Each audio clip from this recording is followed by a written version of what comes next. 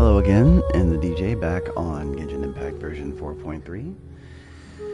Going to pick up here, do my, on this session, do my dailies, and I believe the Roses and Muskets main part of 4.3, or the main event, excuse me, of version 4.3 has started, so we're going to maybe do some of that as well. Let's start up here, see what we're getting into.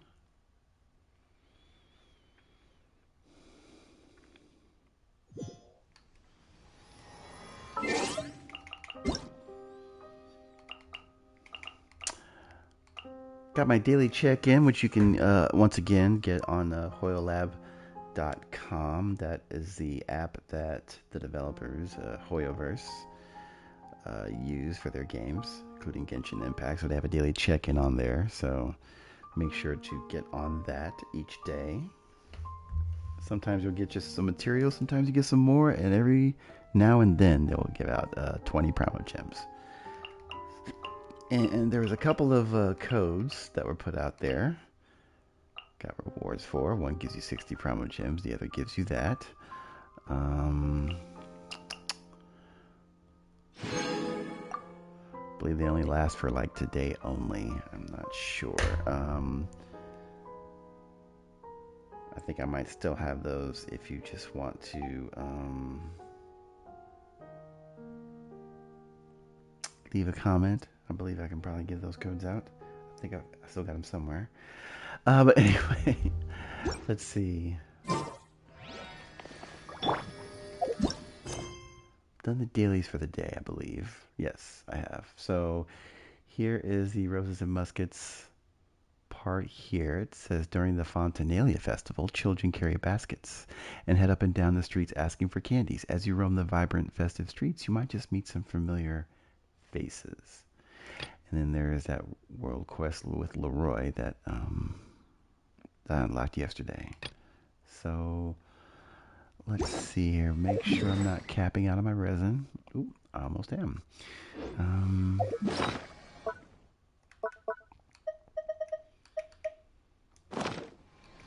All right. Let's set up here real fast.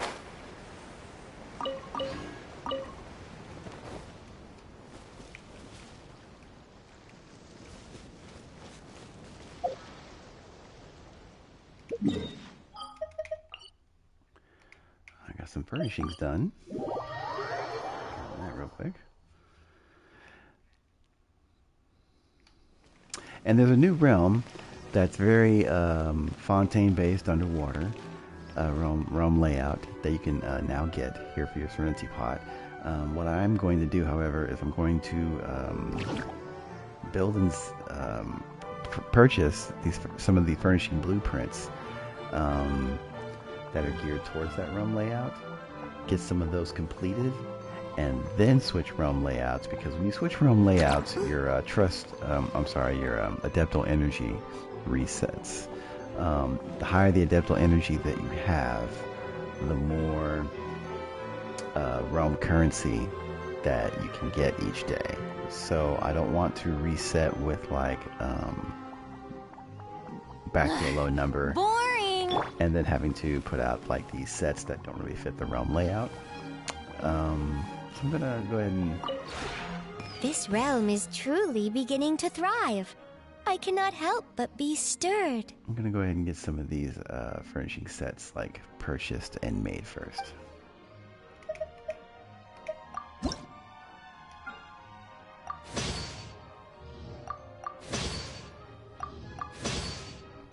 While at the same time getting some furnishings done.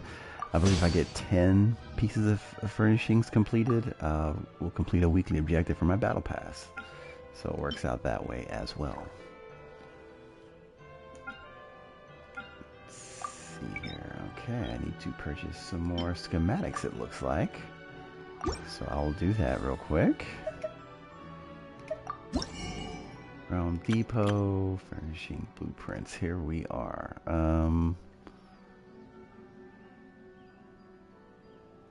Okay. This set is favored by Charlotte and And Chevros, that's the new character, 4-star character, who I do not have yet. And I don't have Charlotte yet either, so I'm going to skip that one. This one's favored by Farina and Navia. Let's get to that one. And this one by Lynette and Lenny. Okay, we'll get that one.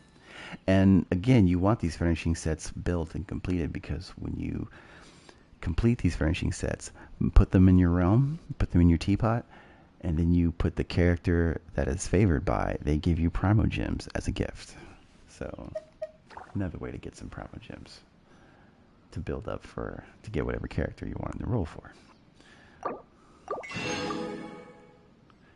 Fremine, nice. Okay. Risley, I do not have him. Charlotte, nope, don't have Charlotte.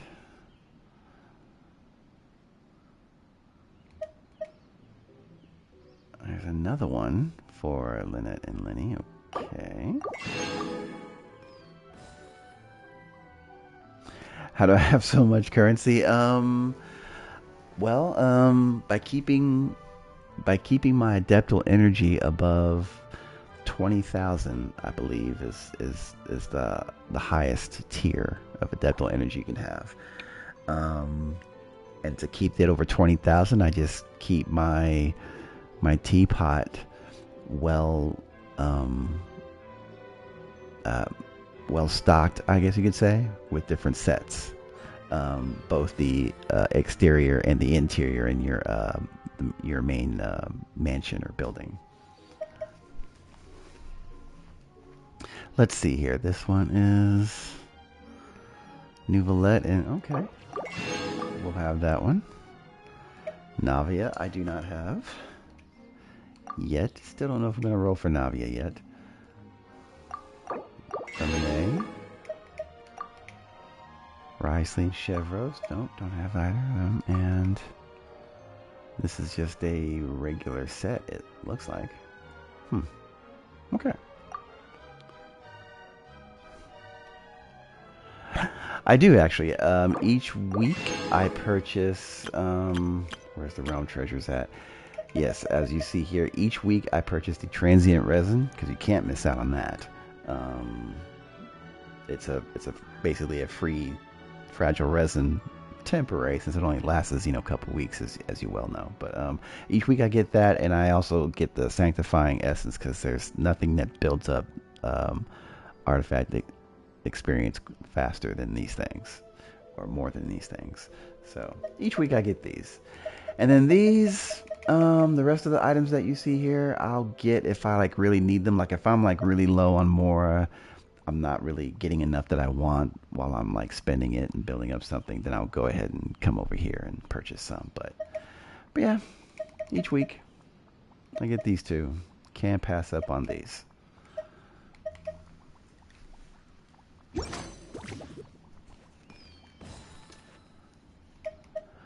Alright, and then let me make sure there we go. But yeah, by both having your maximum trust rank, which is 10, and your adeptal energy maxed, which is maxed at 20, is it 20,000? I believe it's 20,000, which is the fit for a king level. You'll see here you get 30 currency per hour. So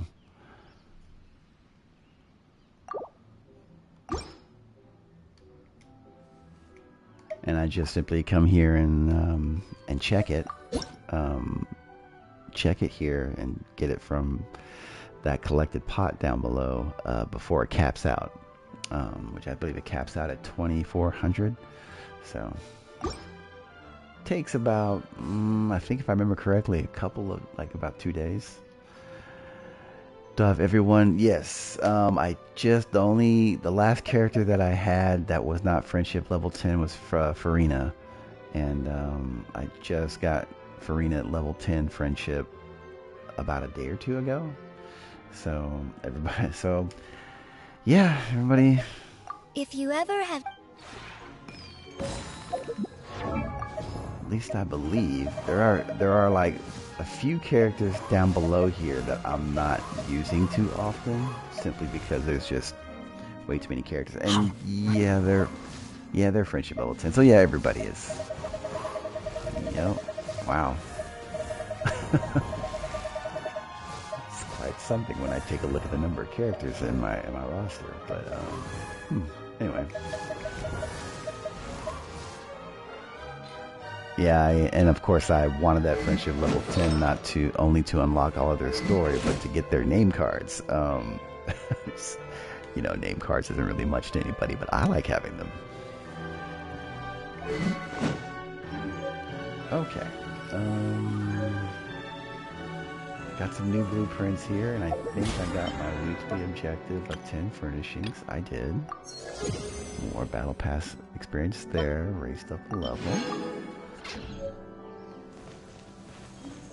Now, before I leave, let's see. Let's take a look at these sets here. Every set I just purchased was indoor? Must be. Huh. Wait. Yep. Every one. It was. That's interesting. Wonder why they only gave us indoor sets for the Fontaine characters. That's all right. Well, let me check indoors then.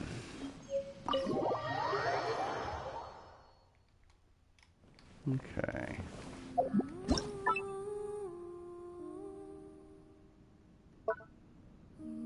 Oh, jeez.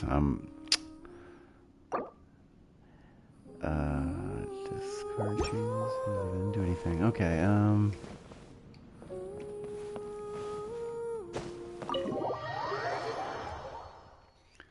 I keep forgetting when you purchase the blueprints, you have to, what is it?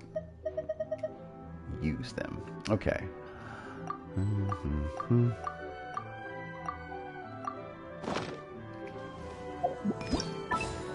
There we go. So I did get some outdoor sets.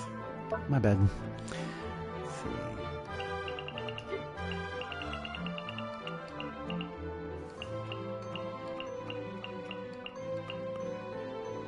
Okay. Wow, 4 of them there. Okay, let's give me the one that gives me the most adeptal energy first. This one gives you 2070. That'll work nice in the new realm. Few details. Okay. Oh wow, I need a lot of pieces here.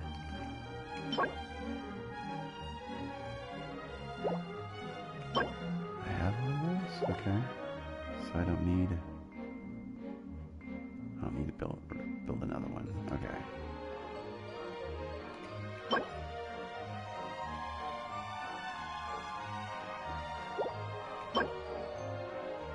Passages Evening Ensemble. Okay.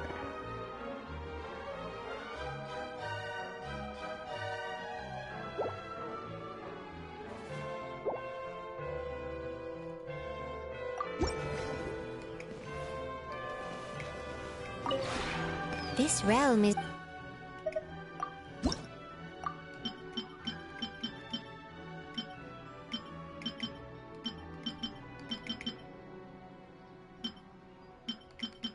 There we are. 5 of them, right? Yeah, okay. So, fill up the queue, which is 5. Nice. Okay. If you ever have any questions... I take my time with building these. I do have enough vials to get some like right away, but I'm not really in a rush to complete these furnishing sets. Not yet, anyway. Since I'm not rolling on any of the banners as of yet, I'm still undecided whether or not I want to get Navia, simply because I'm saving up my Primo Gems for 4.4, which is looking to be crazy from the drip marketing. But, yeah, I can just take my time with getting that. So, checking my friends list here, seeing who's online. Help out with their furnishings. See if they'll help out mine. Not creating any, okay. Wow. I do like the look of the new realm layout though, from what I can see here. Huh.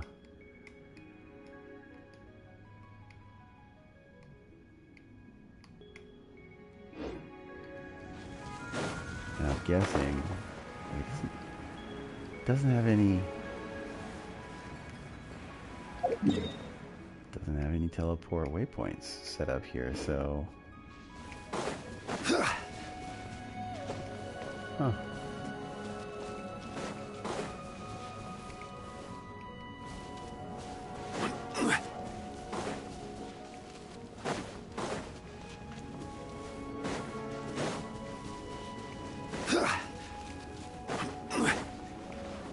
I'm guessing we cannot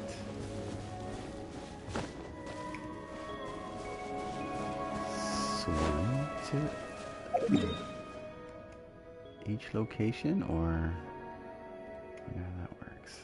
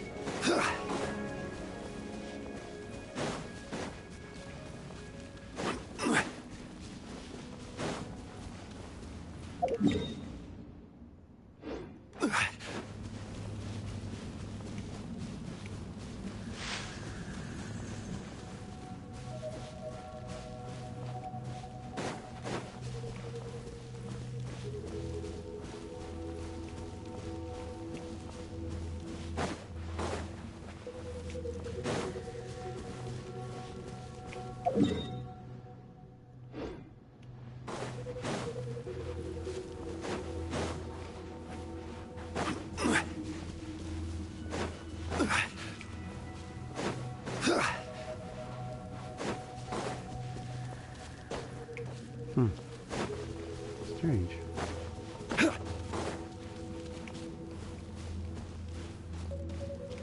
wonder if this barrier exists because I'm in someone else's teapot, or what? It's unusual.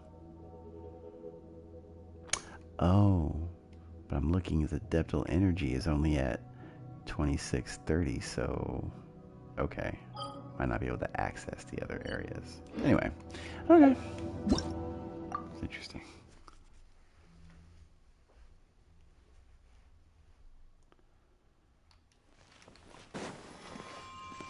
Okay.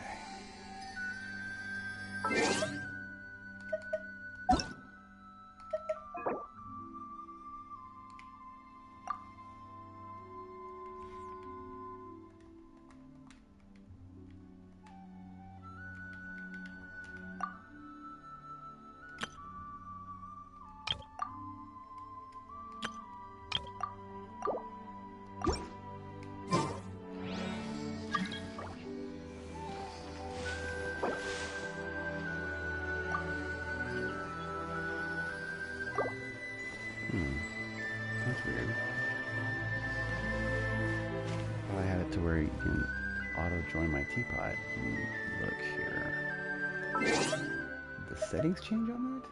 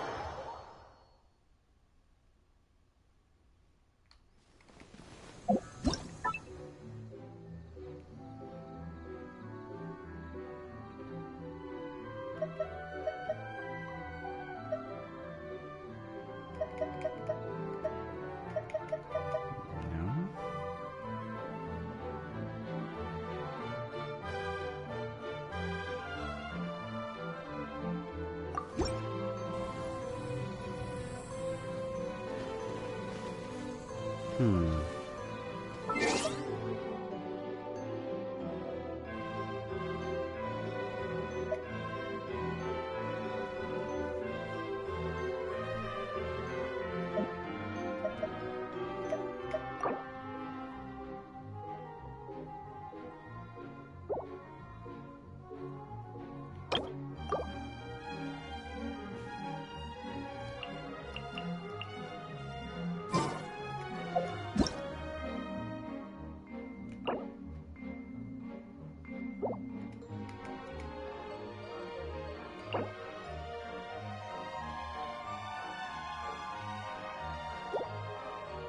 Osmanthus wine tastes the same as I remember. But where are those who share the memory?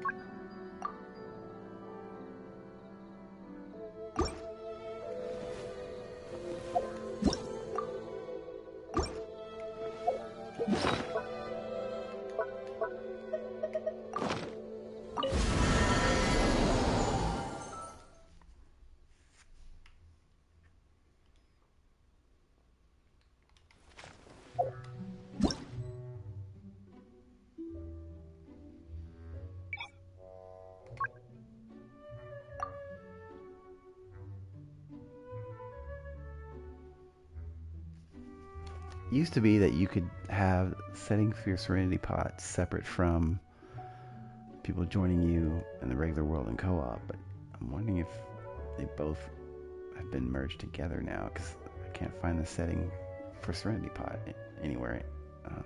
Not anymore.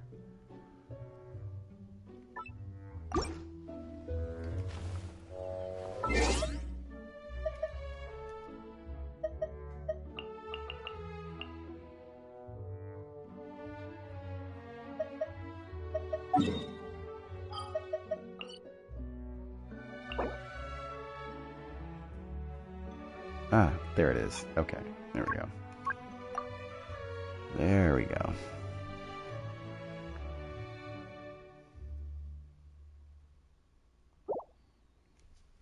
Okay.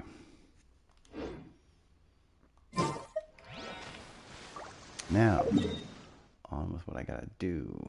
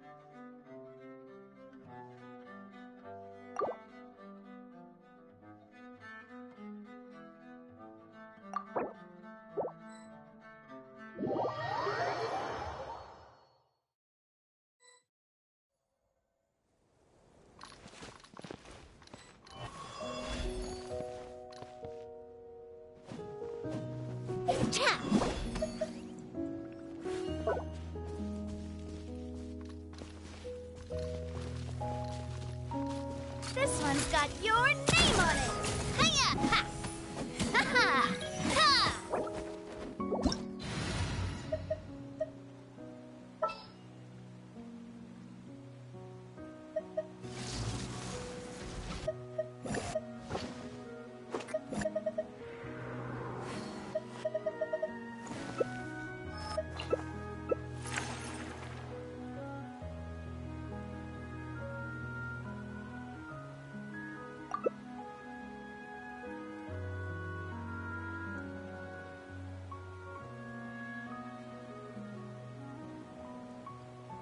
I created an...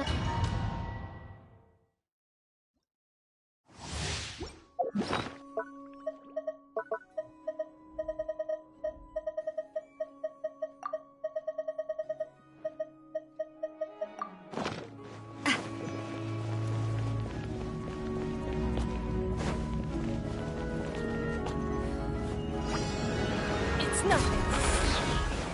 Feeling lucky? Don't waste my time. Proper send-off! From the Stina with left. Your life is mine. More fair, Give up.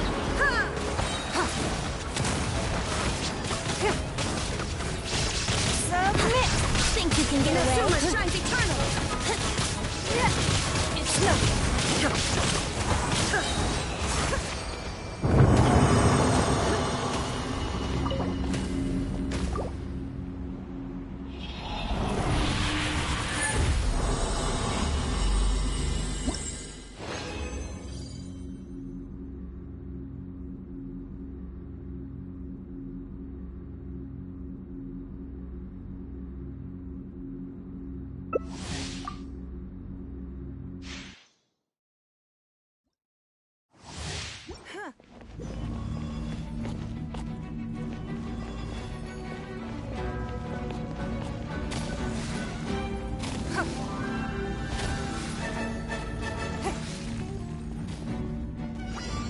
Don't waste my time. Proper send-off!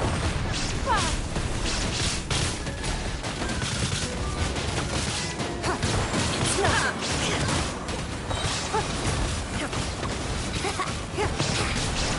Your life is mine. Your name on it! There is no escape.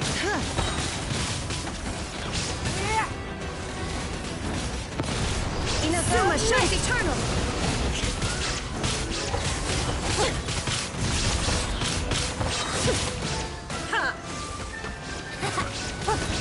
Illusion shattered.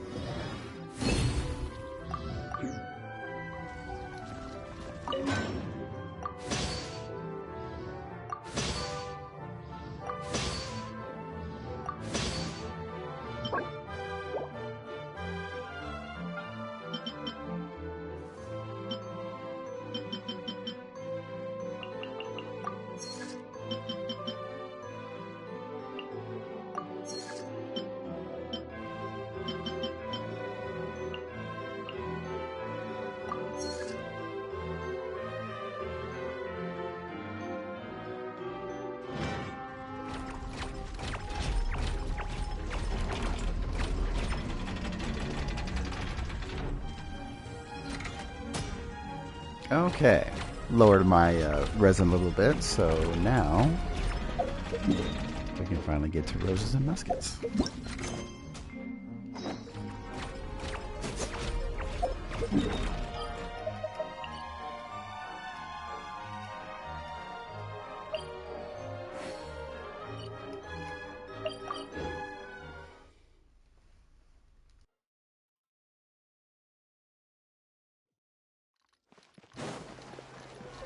Add Astra...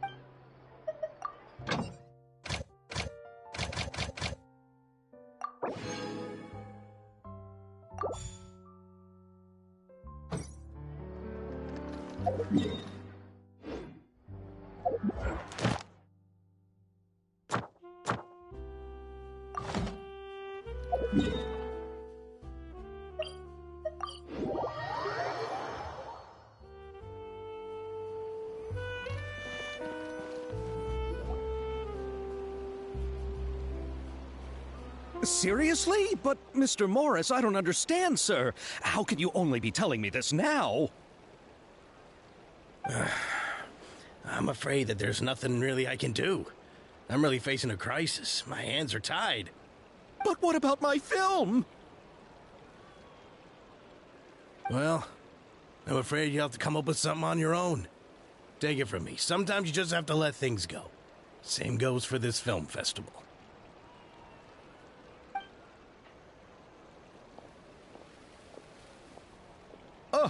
Oh. Hey, isn't it Xavier? So he's back in Fontaine now. Xavier! Oh, why, if it isn't the dear Traveler and Paimon. I really didn't expect to bump into you here at this time. Well, I was doing just fine until I received some terrible news just now. The investor I was working with for my upcoming film has fallen upon some hard times and is no longer able to provide the promised amount of funds. Can't you just find a different investor? Unfortunately, that's not how it works. We had signed an agreement specific to the Fontanalia Film Festival, stipulating that I cannot work with any other investors until the festival is finished. The Fontanalia Film Festival? What's that? Oh, is this your first time participating in Fontaine's Fontanalia Film Festival? Then allow me to fill you in. The Fontanalia Festival was established to commemorate the legendary Loch Knights, who went on a quest to search for the Oceanids, and eventually welcomed the Hydro Arconageria. The holiday is deeply connected to the founding of Fontaine, as well as its unique laws and trials. It's one of the most important festivals for this nation. But what's with that weird expression on your face? It's like you're trying really hard to remember something. Ah, I was just trying to recall the exact description from the books, in order to avoid any unnecessary arguments over semantics. I usually try to recite things straight from the source. Well, either way, Paimon thinks she gets it now. It's just like the Windbloom Festival in Mondstadt, and the Lantern Rite in Lille. Yes, those are festivals of a similar variety. Who doesn't like a good festival? And just like those of other nations, Fontaine will hold a plethora of events around this time each year. To commemorate the Loch Knights, people will imitate them by putting on special costumes, raising golden cups, and going door to door asking for pure water. But a few years ago, Lady Farina started to find the whole idea a little drab, and so decided to change the part about pure water to sweets. That really doesn't surprise Paimon at all. The whole thing seems more akin to a carnival now, and it's quite popular among the kids. Every year you can hear a bunch of them saying, "Trial or treat." Oh, that sounds pretty fun. But how does that connect back to the film festival you mentioned? Ah, yes, it appears I've strayed off topic. I just got too excited after seeing you. Let me get back to the point. The Fontanalia Film Festival is an event proposed by the Fontaine Film Association this year. Now that film technology has matured as a medium, it's the perfect time to introduce more people to the art form. During this time, people may submit films to be evaluated, and the entry with the highest score will be given the Farina Award by the association. The what award? The Farina Award. You know, after the Hydro Archon. They coined it while Lady Farina was still in power, but even though things have changed, no one has made any motion to update the name. Perhaps everyone still thinks of it as a pretty appropriate name. Even though she isn't the Hydro Archon any longer, Lady Farina is still Fontaine's superstar. Anyone with eyes can see the way she shines on the stage. Huh. Alright. Guess the name does work pretty well when you put it that way. Oh, but who would have guessed there'd be an issue with the funding?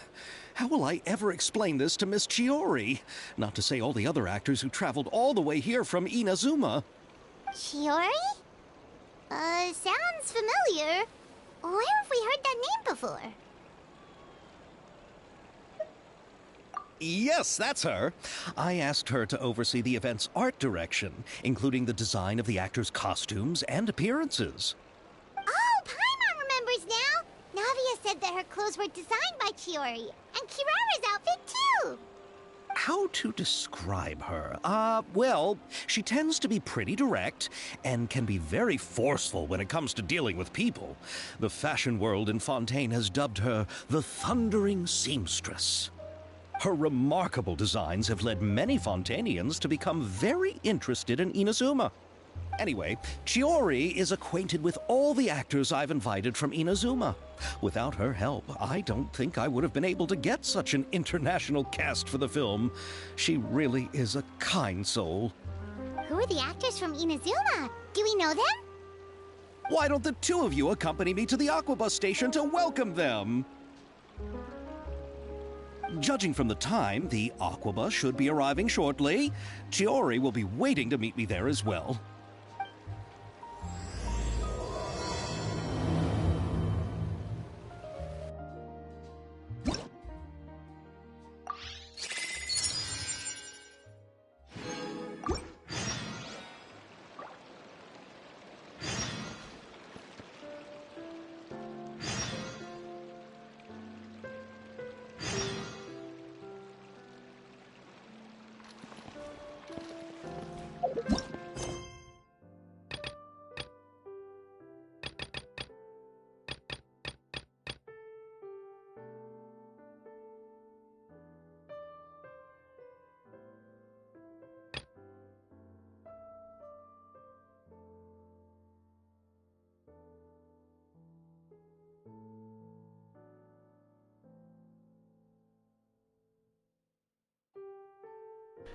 I think I'll take a slight detour and do the latest dailies that just unlocked real quick before continuing on.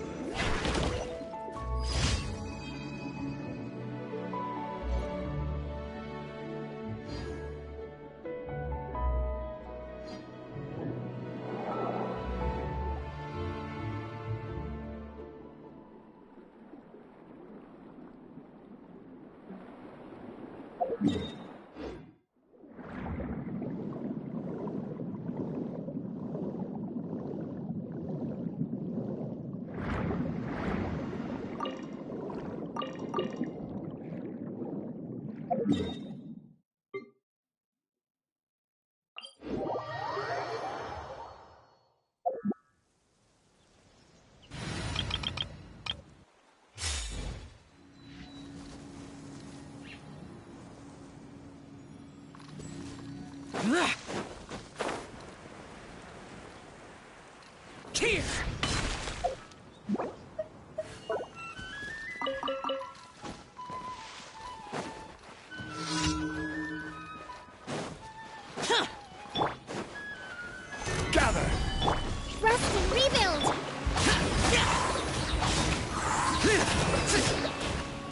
Disappear! Worthless! Worthless!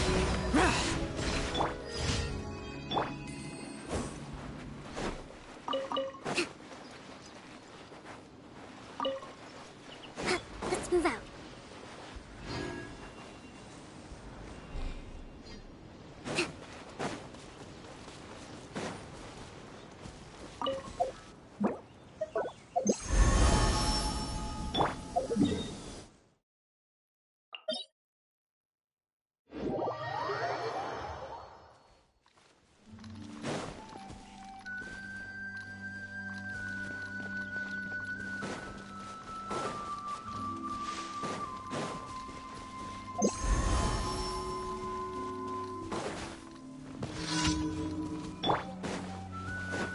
This is order. Stabilize. Boom! Chia! Hold the line! Wrap up the flame! Ha!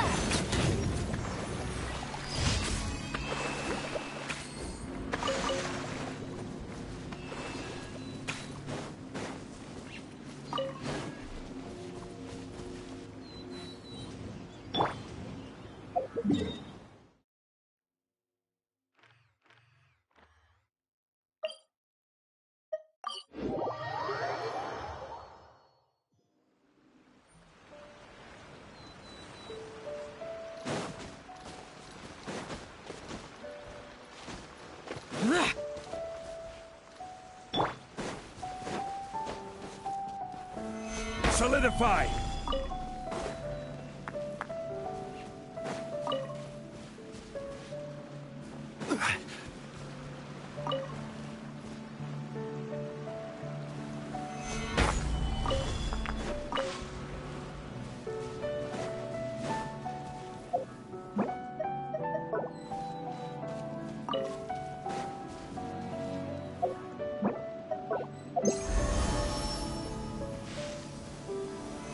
Stabilize.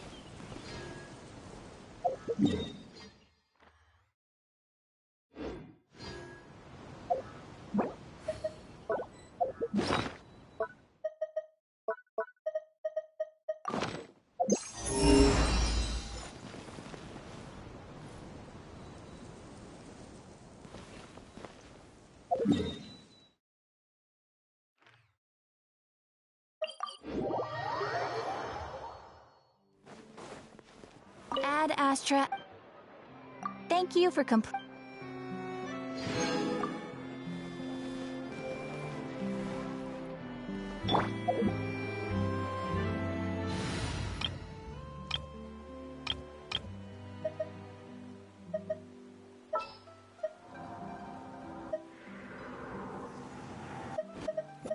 There's still a long road ahead.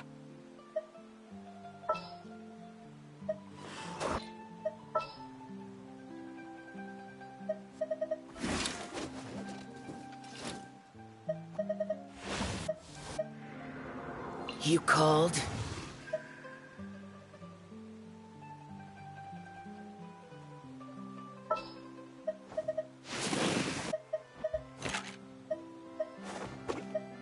I won't hold you back.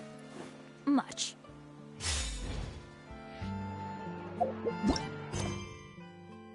Okay, let's get back on track with this now.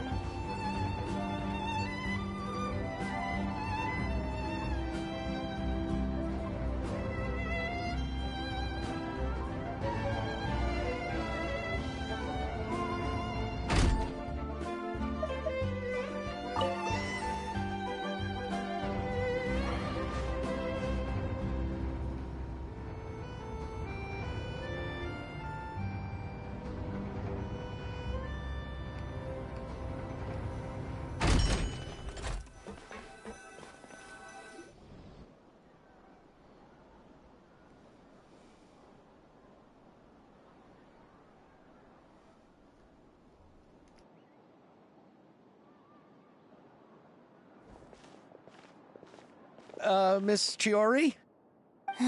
Your talk with the investor sure went fast. The Aquabus hasn't even arrived yet. Oh? And who are they? Allow me to introduce you. This is the Traveler and Paimon. Pleased to meet you. Likewise! We've heard the owner of Chioriya Boutique is a skilled seamstress, so it's a real pleasure to finally meet you in person.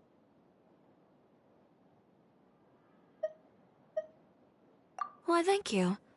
I strove to create an outfit that matched her high social station as the demoiselle. So tell me, what happened? I can tell the conversation didn't go quite as expected.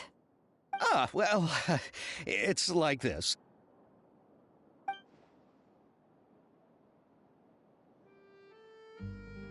Ugh. I know, Chiori, you don't have to say it. You did remind me that this investor was a little bit sketchy. Yes, there's no doubt about that. But how could I pass it up? He offered me twice as much as the others. And therein lies the problem. Yes, but just put yourself in my shoes. After obtaining such an excellent script, it's only natural that I would want to make the most of the film. The budgets that the others had proposed were nowhere near enough. It's difficult to find someone willing to front such a large amount of mora, so... Don't be sad, Xavier. We might be able to help scrounge up some more together for you. Oh, thank you, Paimon. That means a lot to me. But the cost of the film is staggering. I'm afraid that any mora we can scrounge together in a short amount of time won't even be able to cover the actors' fees. We need to move on. What's happened has already happened, and there's no changing it. But now's not the time to give up. What? You're saying that you have a plan? No, that's not what I mean. I'm simply saying I wouldn't give up just yet. The actors I recommended aren't just after Mora after all.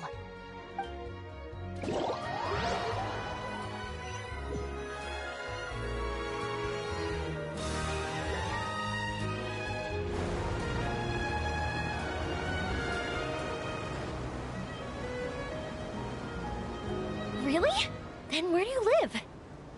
We Malazines live in Marcy Village. The only way to enter is from underwater. Oh, you must be pretty tired after work every day, right? I mean, you have to swim all that way just to go home. so thoughtful. But some Melusines choose to live in the court of Fontaine because it's so much more convenient. And this is our stop. Oh, we've arrived, but I haven't even finished chatting with Aval yet. I also enjoyed Aval's introductions to Fontaine along the way. Everything you described was so clear and detailed that we can't help but want to hear more. Thank you so much. I'm usually working here on the Sakura bus, so I hope I'll have the chance to see you again. There are still many more places I'd like to introduce to you.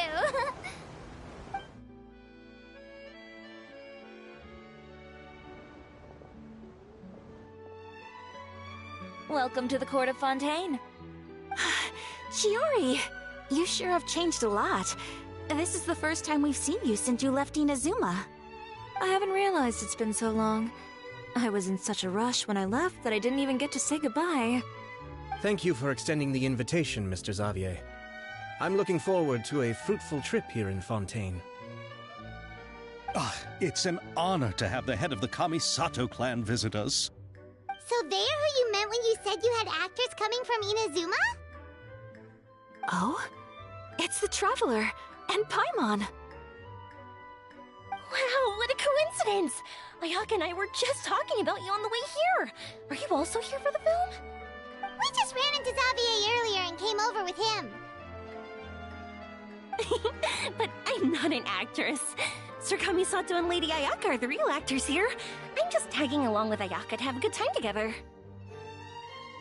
About that, I mean, how was I supposed to contact you when I was making preparations for the film? I figured you were probably busy, and I didn't want to disturb you. So I could only keep you in the back of my mind while I sought other actors to play the lead roles in the film. I had been thinking about a surprise reunion with you during our trip here, but you still managed to surprise me first. Oh, so you all know each other already! My, what a coincidence! What are the chances everyone could be brought together here like this? Why don't we go to Hotel de Boer and catch up over a meal? I've already made a reservation. Huh? Did you reserve 2 spots for us too? Yes, of course, of course. I'll be sure to tell the boss to serve a few more delicious dishes just to make sure there'll be enough food. Very well. Then please, kindly lead the way, Mr. Xavier.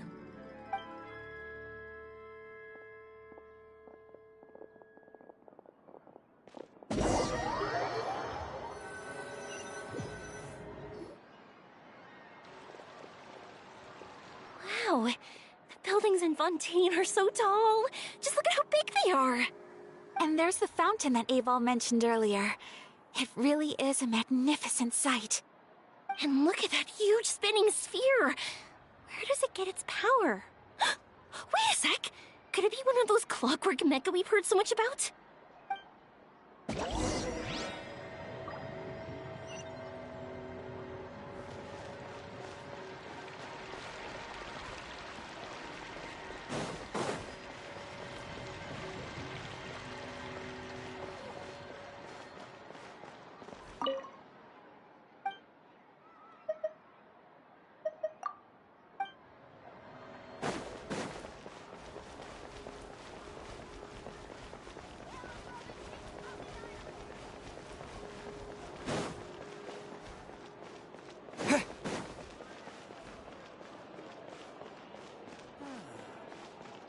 These are the kind of headlines.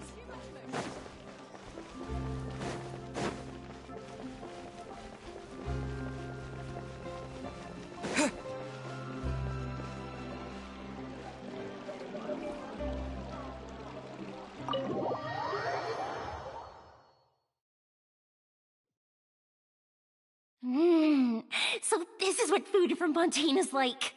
It sure is different from what we have in Inazuma. How should I describe it? It seems like you have to go through a lot more steps to make them. And the flavor has many layers too. Yes. When I first went to Inazuma, I actually thought the food there tasted a little too bland. It took some time for me to get used to it.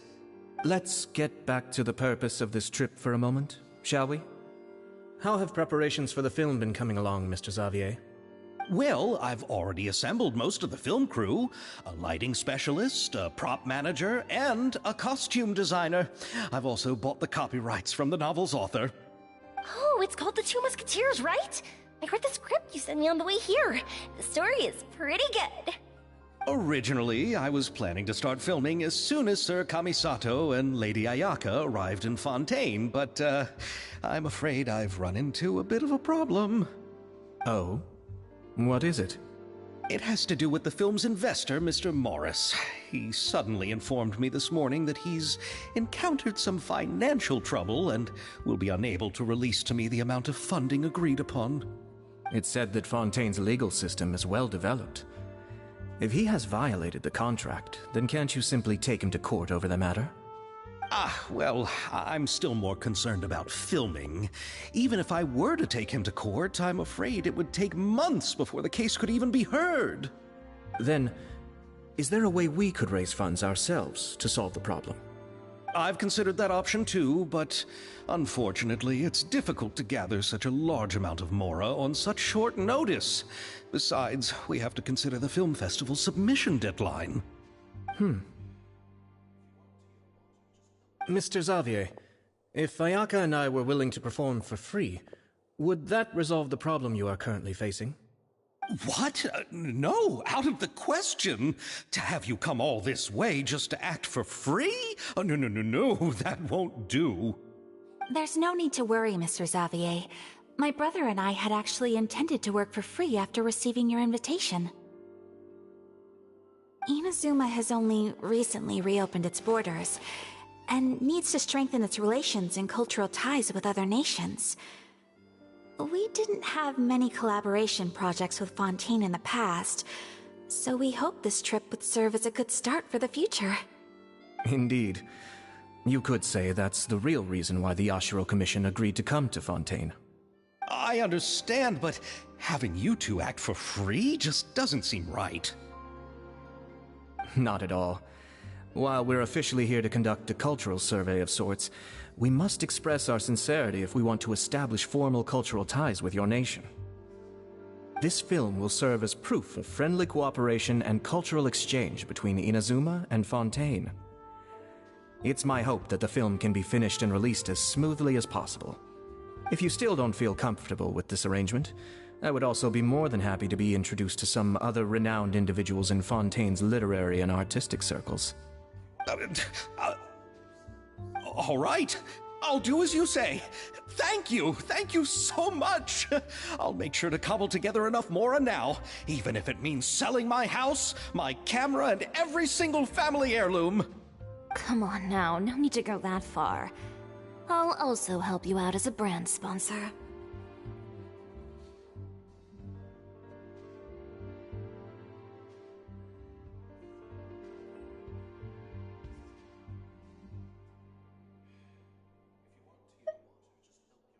Me too. Even though I didn't bring much more to spend on this trip, it's still better than nothing. You are too kind, all of you. I really don't know how to... Ew. Alright, enough about that. Now that we have Xavier's savings, my support, and 2 leads who are willing to act for free, I think we will be able to make this happen. So, instead of Mora, you'll help with filming and production. Oh, but how can we help with that? We don't know much about making a film. Alright, pull yourself together, Xavier. Tell us if there are still any open positions left among the crew. All right. Let me think. We still need a camera operator, a clapper loader, and someone to manage logistics. I originally wanted to personally serve as director, but I've been too busy working as the producer. So the positions of director and director's assistant will also need to be filled. Paimon knows what the director and the logistics support person do, but what's a clapper loader? The clapper loader is responsible for using the clapperboard to record and organize the information of each shot when the camera operator begins shooting. The work requires both patience and careful attention to detail. A clapperboard? Oh, you mean the thing they hold that goes clap whenever they start filming? Yes, that's right. Are you interested in that job? For sure! Paimon's always wanted to try that! Alright, then you'll be our clapper loader. I can find someone from the store to help with logistics. What do you think, Xavier? Oh, fine by me. As for our camera operator, I was thinking of letting the Traveler take the role. Oh, he's great when it comes to using a camera. Paimon can't even count how many things we've taken photos of during our journey. Yes, that's also what I was thinking. I noticed the Traveler had an eye for photography and composition when we worked together previously. I'm sure that's due to the traveler's journey across Teyvat and all the places they've seen. After so many adventures, using a camera must be second nature by now. What do you say, Traveler? Are you interested in the job? Thank you. It really means a lot to me. Come on, friend. Let me give you a big warm hug. So, all that's left for us to find is a director and an assistant. Oh, me! I want to be the director's assistant! All we need to do is help the director, right? I can handle that. All right, then all we need is a director. Oh, all the well-known directors in Fontaine are probably also busy working on their own films these days. I'm not sure who will have time to help. Oh, Farina helped out a theater troupe recently by serving as an artistic consultant. She could be a good director, right? Besides, it's not like she has anything else to do right now. Farina? Do you really think Lady Farina would be willing to help us with our humble project? Isn't that the name of Fontaine's Hydro Archon? My brother has already informed me about what happened here in Fontaine. Yep, that's her! She helped out a theater troupe not too long ago, and now she's taking up work as a director. Well, I saw that musical. Her performance was perfect, and the storyboards were also excellent. Don't let her form or identity intimidate you. She's the best candidate we can think of right now. You'll never know until you give her a shot.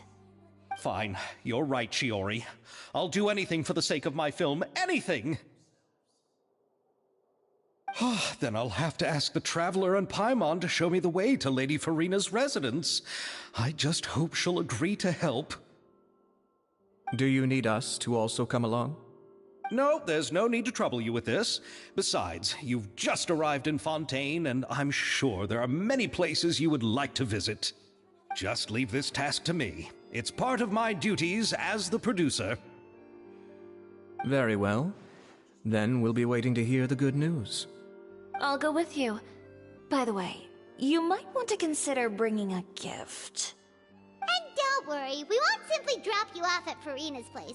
We know Farina pretty well by now, so having some familiar faces there should help your chances. Besides, the whole thing was our idea in the first place. All right, then I'll start making preparations.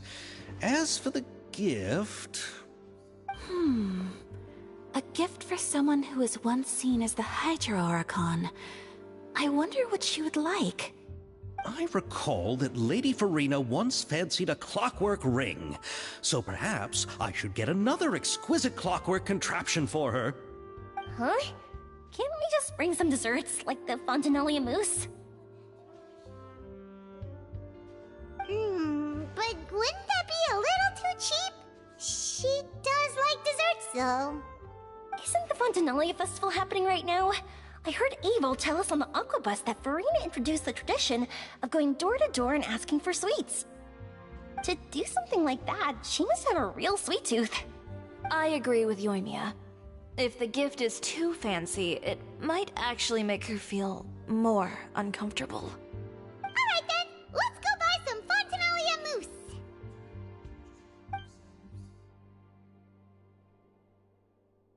But will that really be enough? We'll be asking her to do a lot of work, you know. You're right. We need to further sweeten the deal. Huh? You want something even sweeter than Fontanalia mousse? Yes, we'll need a gift that's sweeter than any dessert in the world. But what could that be? Your words of praise. When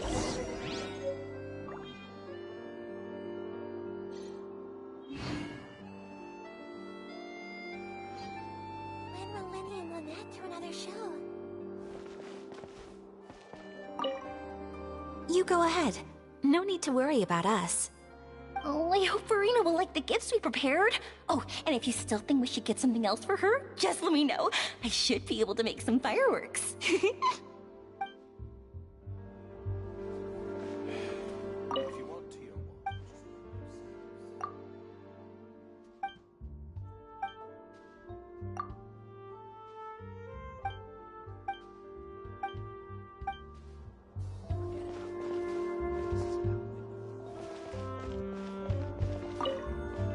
Looking forward to the good news.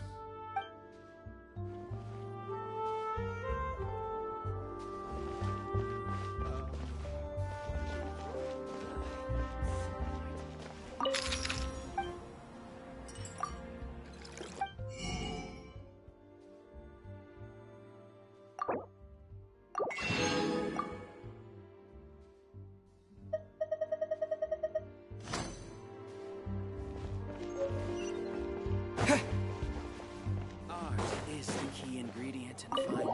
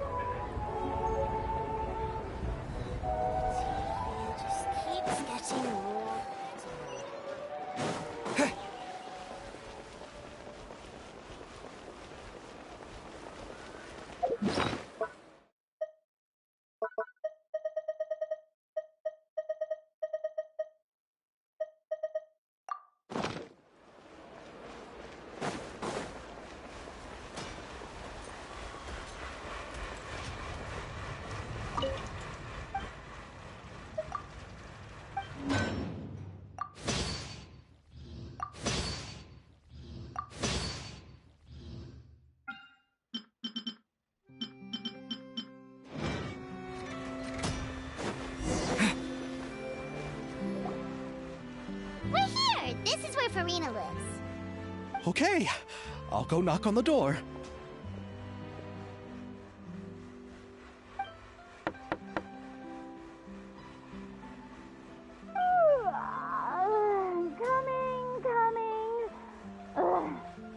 Seriously, who's knocking before afternoon tea?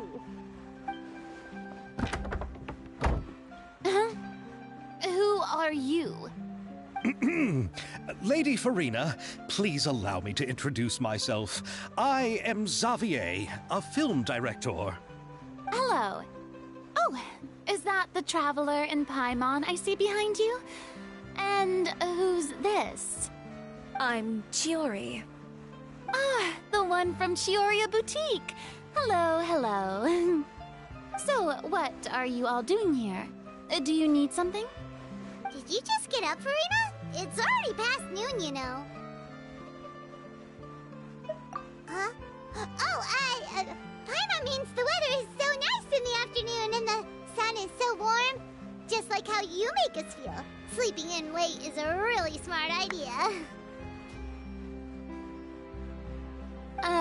No. I was just up late last night reading some novels. What does sleeping in have to do with the weather? This is a small gift we've prepared for you, Lady Farina. We hope you like it. No need to be so formal. I'm just a regular person like everyone else now. Oh, is this Fontinalia mousse? It's one of my favorites. That's great! So, actually, there's something we need your help with. Given your renowned passion and understanding of drama, I would like to ask that you serve as the director of our film crew. Oh, but didn't you just say that you're a director? Yes, but for this particular project, I'm mainly working as a producer.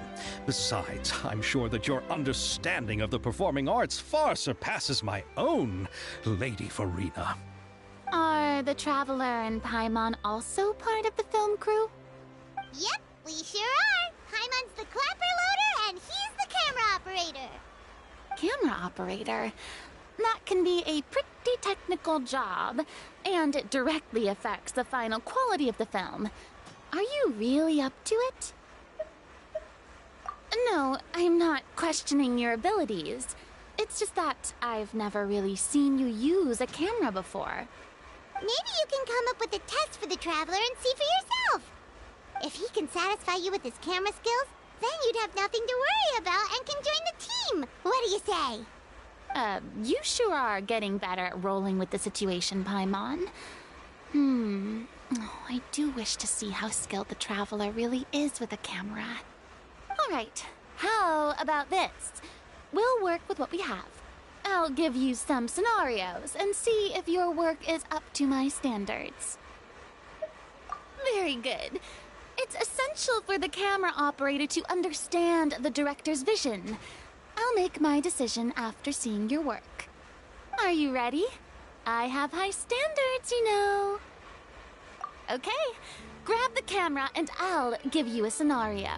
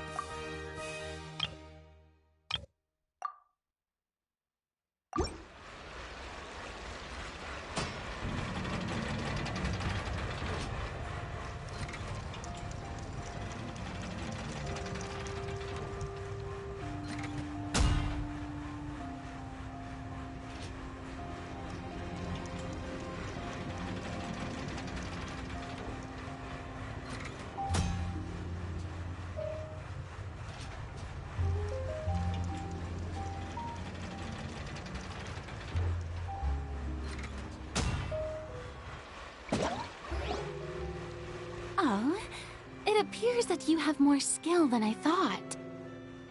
All the shots had a great composition, and I could really feel a connection to the characters and their lines. Yeah! Does that mean you agree to be our director, Farina? Did you think I would agree just like that? After our performance of the Little Oceanid, I've begun to make a name for myself again, you know. In fact, I've already had several troops approach me for the Fontanalia Film Festival. Unfortunately, the scripts were all pretty boring and didn't pique my interest. If others were to find out I agreed to work with you so easily, then, well... Hey, but didn't we have a deal? What else do we need to do to convince you, Farina? Well, what about the pay? Huh? You know, how much you're willing to pay me to be the director? The pay is also an important factor for me to consider, you know. Well, I can offer you this much? What? That's all? If Nervilat were to hear of this, he could charge you with underpaying your labor. I'm sorry, but our crew is in a tight financial spot at the moment. I see. Well, even though it's highly unlikely now that I'll join your crew, there's still something I'd like to ask. Exactly what film are you planning to make? Oh, our script is an adaptation of The Two Musketeers. Huh? Wait, you mean the suspense thriller novel that was a #1 bestseller? Oh, so Farina's read it too. Of course I read it. I've always had a keen interest in artistic works that strike a chord with the populace.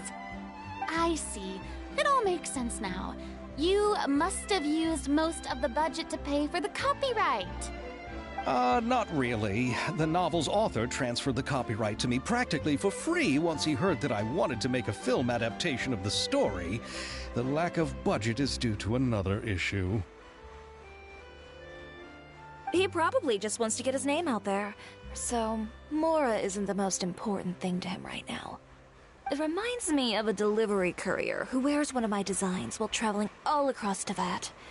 I didn't charge her much for the outfit either. The exposure she provides for my brand is well worth it.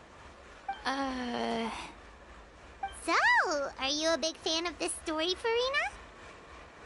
Well, it's alright. The pacing of the story is good, but the character relationships could use some work. When I was reading it before, I always felt like some things were left on a rather unsatisfactory note. I have high standards, you know. Mr. Xavier, if, hypothetically speaking, I agree to be the director, how much freedom would I have in terms of script revisions and creative interpretation? As much freedom as you would need. I wouldn't dare doubt the tastes of Fontaine's greatest star. Good. Then I'm free to alter the script as I see fit? Absolutely, no problem.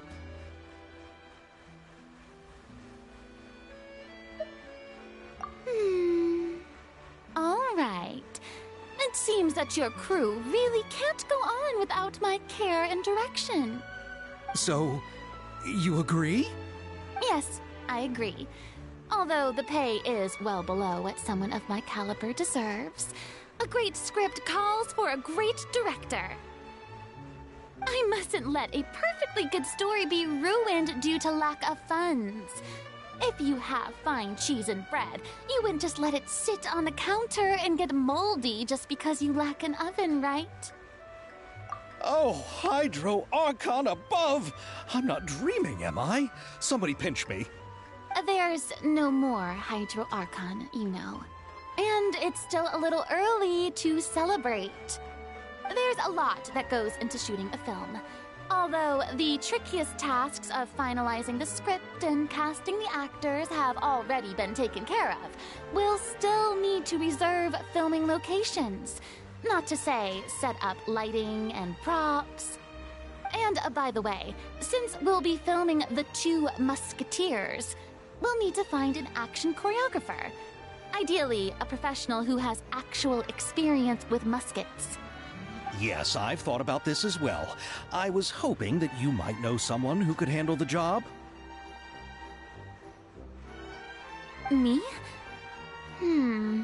If this was before, I could have simply asked Glorand. But it's already been some time since I last talked to her. Navia can also use firearms, but unfortunately, her style is quite different from that of the characters in the story. Could we ask the Special Security and Surveillance Patrol? Oh, you mean the Special Patrol's Musketeers? Yes, that's right. They work with muskets every day.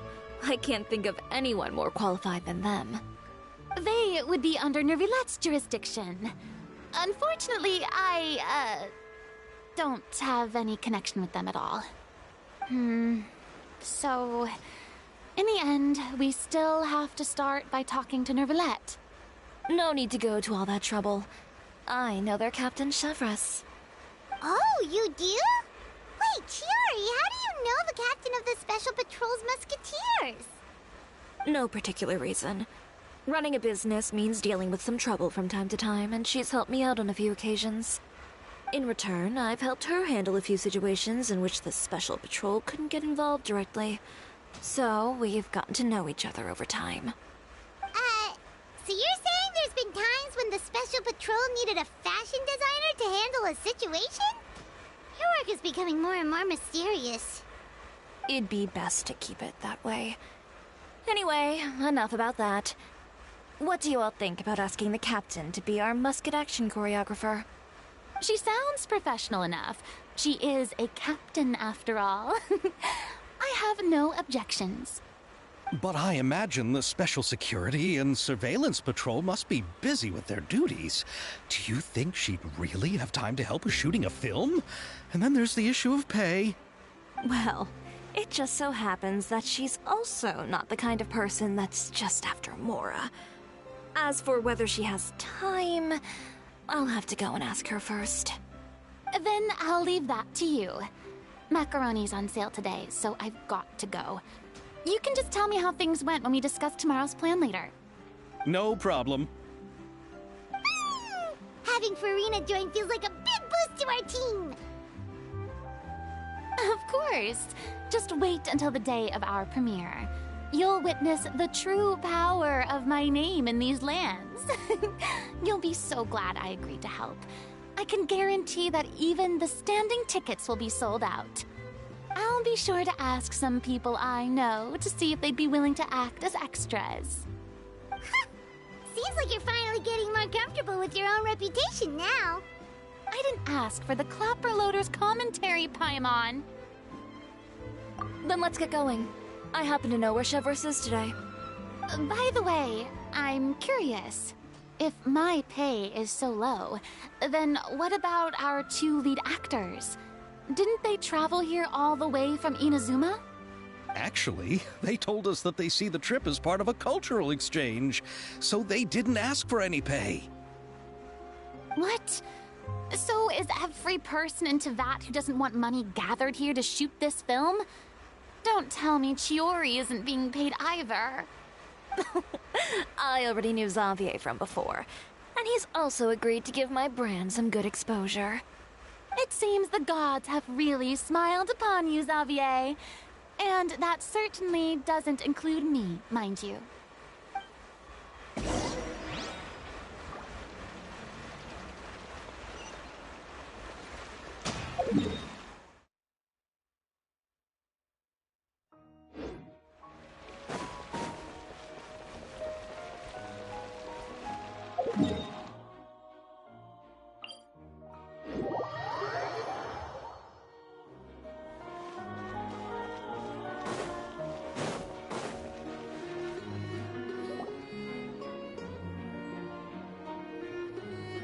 All right, this is the place.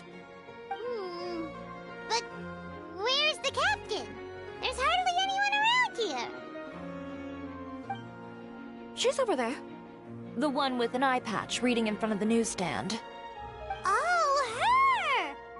tell there was something different about her. She seems kinda intimidating. Please wait here for a moment. I'll go fetch her. She's working now, so you might not want to get in her way. Working? But isn't she just standing there and reading a novel? Just trust me. Oh, alright, let's see what happens then. Shiori sure is a mysterious person. She claims just to be a fashion designer, but she knows all these powerful people. The court of Fontaine isn't particularly tolerant of visitors from overseas, so it isn't easy for a foreigner to promote their brand here. Even more so in the competitive world of fashion. Even a local like me just trying to make a film has to face all kinds of challenges. So I can only imagine what Shiori has been through to get where she is today. I'm sure that having more connections has definitely worked in her favor. Reading on the job? Detective novel. One main character? No. Multiple. Branching storylines. I see. How's the plot coming along? One of the main characters is about to make a choice that will affect the rest of his life. I'd wager he's going to make the wrong choice. Any way to speed things up? There's something I need your help with. You know that doesn't depend on me. It all comes down to what the character chooses. Which is exactly why I'm here to help.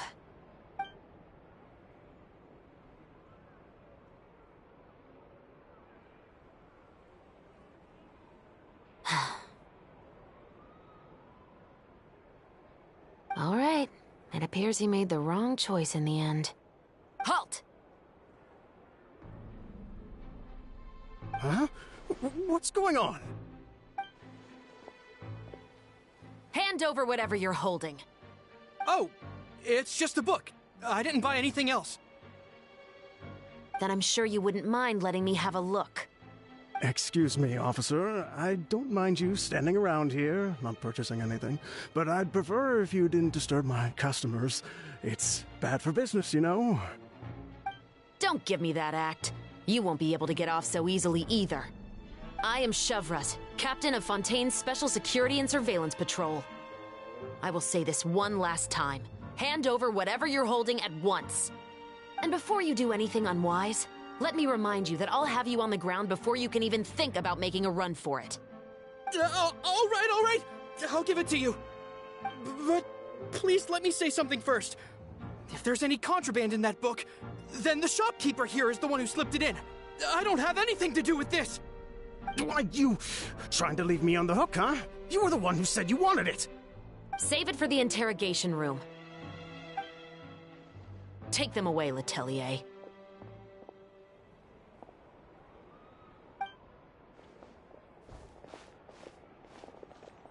What's going on here? One second you're reading a book and the next you're escorting people away. And who are... Oh! Aren't you the traveler who's been all over the papers recently? Shiori, I'm assuming what you wanted to ask me about has to do with them, right? Maybe I can let you in on what's happening then. Now that Vacher has been brought to justice, no new shipments of synth will be made and distributed to sellers. The Fontaine guards have been busy collecting the remaining synths still circulating on the market. Thanks to a tip from our reliable source here, this should be the very last batch. Oh, so you were pretending to read a book in order to catch the bad guys! Oh, Paimon almost forgot to introduce ourselves. Paimon is Paimon, and this is the Traveler and Xavier! Hey, I'm Chevraz. You probably already heard me introduce myself, so I won't bother repeating it. Yeah, why didn't you make a move as soon as you had the chance? Were you worried that my intel wasn't accurate? No, I wanted to see if the shopkeeper would turn himself in first. All he had to do was come up to me and say that he didn't know where the synth had come from. If he did that, then I wouldn't have had to press charges on him. He had the whole day to turn the synth over to Chevraz. But instead, the moment I came up and blocked Chevraz's line of sight, he took the opportunity to sell it off. Yep, he made the wrong choice, even though the right choice was right there in front of him. But you knew they wouldn't make the right choice. Yeah, I knew. I was just hoping I'd be wrong for once. Enough about that, though. What did you want to ask me about? Oh, you see, it's like this.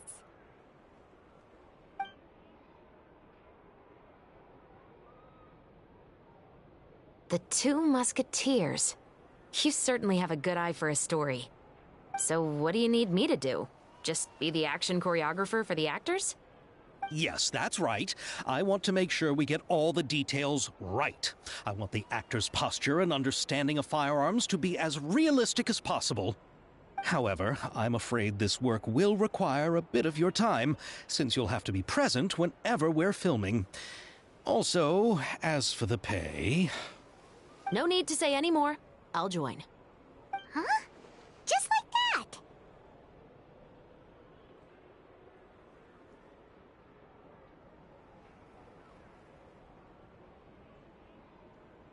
Really? You're willing to help us with our humble film project? Sure, it's no big deal.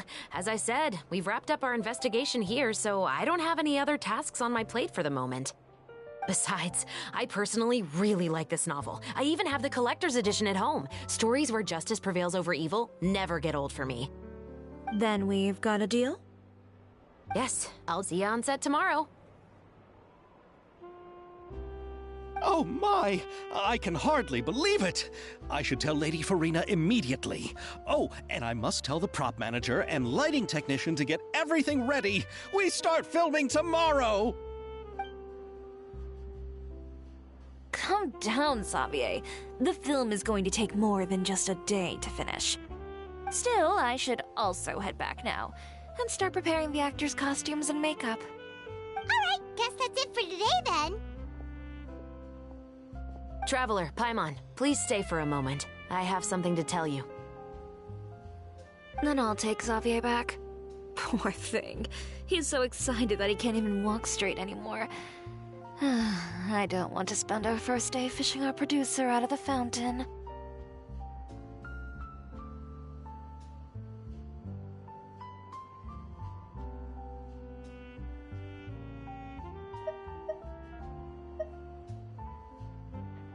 He'd better.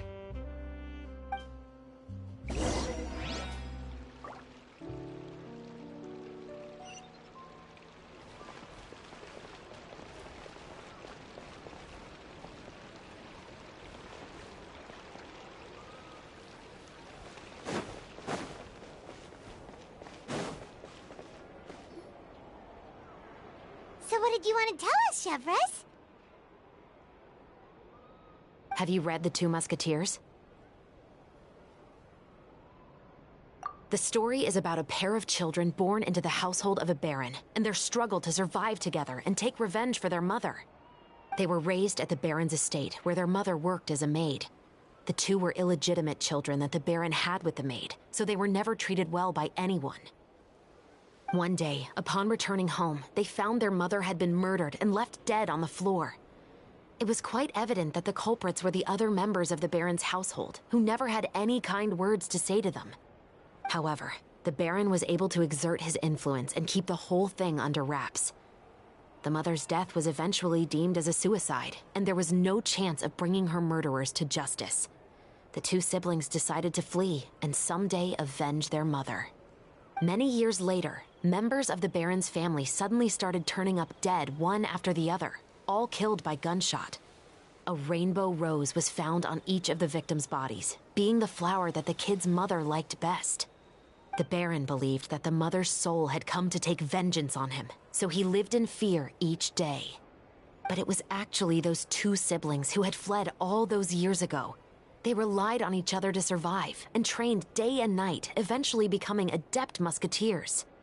They used all of their abilities to collect evidence and clues before executing their plan and exacting revenge on the Baron.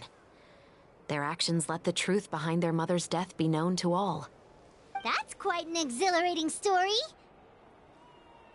Yep, the Baron got what he deserved for his evil deeds, and justice was able to prevail. It was just the kind of story I enjoy. Oh, so is that why you were so willing to join our crew, Chevres? You could say it was one of the reasons. Oh, you mean there were other reasons too? I've read the reports about you. Whether it was at the trials or when you lent your hand to resolve our nation's crisis, you've shown that you've got a strong sense of justice, as well as a great mind for deductions.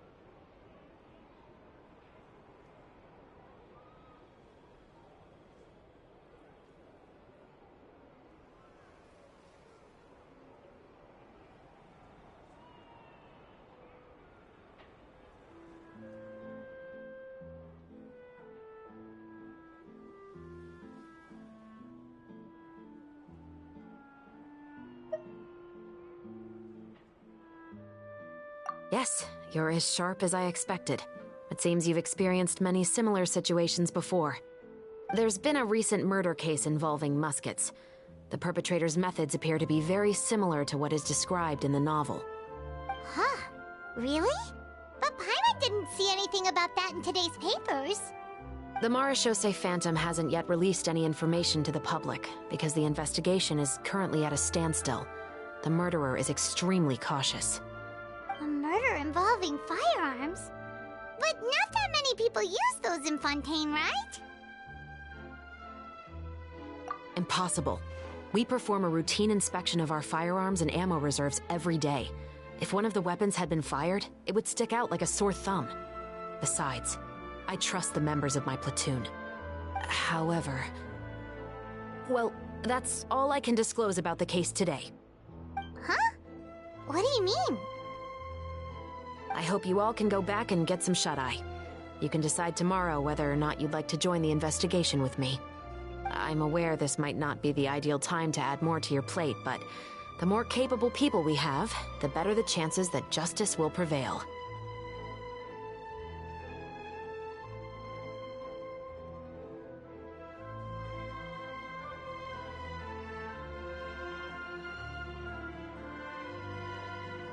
Carrying out investigations isn't actually supposed to be our responsibility. Our job is to apprehend the perpetrators. Finding them is really up to the Marechaussee Phantom. You could say I'm taking part in the investigation out of personal interest. I don't want people to see muskets in a negative way, and also, I'm concerned about the similarity between the crimes and the story. You mean they might be connected somehow? I suspect so. Just to make myself clear, this is not an order, nor is it a deal of any kind. It's a request, nothing more.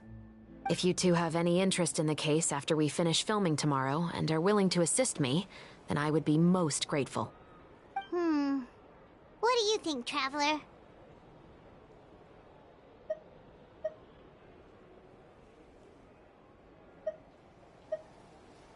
Yeah, you're right. Paimon's getting a little tired, too. We've really been hustling all day. You'd better head back and get some rest. It's good to keep a calm mind, especially when you're about to make an important decision. Otherwise, when the moment comes, you might end up like that shopkeeper and not even realize that the right choice is right there in front of you.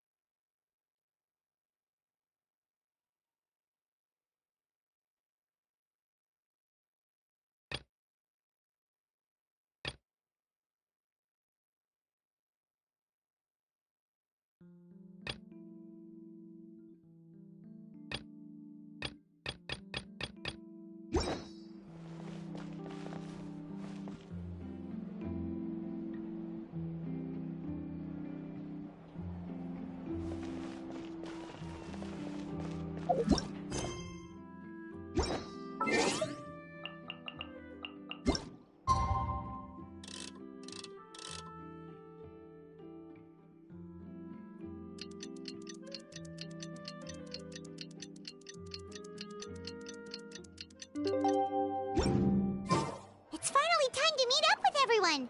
Paimon even dreamt of making the film last night. If Paimon remembers right, we're meeting at Hotel de Boer. Let's get going.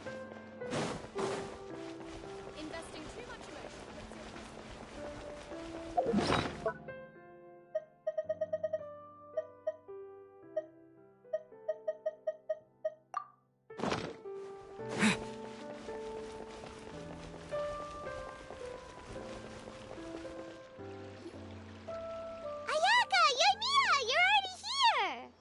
Good morning. Xavier said yesterday afternoon went well. Yeah, and how about you, Ayaka? What were you up to yesterday? After we split up, Ayato went to see Udex Nervillette at the Palais Mermonia. I was originally thinking of going with him, but he said he could manage it himself. He told me to go see the sights around Fontaine and to enjoy the local culture. So I rode the aquabus with Yoimiya and visited the Opera House on Aranias Island. Yeah, you wouldn't believe what we saw there! 2 mechanical puppets that were dancing together! You've already seen them, right? Yeah, those two! Amazing, aren't they? We sat and watched for quite a while. It was mesmerizing, like we could keep watching them forever. Oh, it was the same for us the first time we saw them, too. Afterwards, we went swimming at the beach. Well, diving, to be exact. It was the first time I ever breathed underwater. I held Ayaka's hand and we counted down together. 3, 2, 1, and then splash! We were beneath the waves.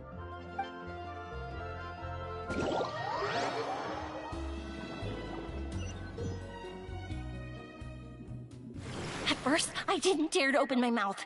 But once I couldn't hold my breath any longer, I decided to take a big breath in. Turns out the water wasn't as salty as I imagined. It didn't really taste like anything at all. Before I knew it, I was breathing like normal down there. It was an amazing feeling. Ayaka said I was too nervous and needed to loosen my grip. She got used to everything way faster than I did. I knew that the Traveler could do it, so I had no doubt we could do it too. That helped me feel at ease as soon as we dove in. The underwater world in Fontaine truly is beautiful. I love seeing the romaritime flowers blossoming underwater, like little candles lighting up the streets at night. Yeah, and there were so many creatures that we've never seen in Inazuma. Like those fish that shimmer like a sword blade. Whoosh! Oh, and those big fish that call when they see people. Ooh. Oh, you mean hunters' rays and blubber beasts. I just love the name Blubber Beast. Just wait till Pops and the others hear about this. They probably won't believe a word I say.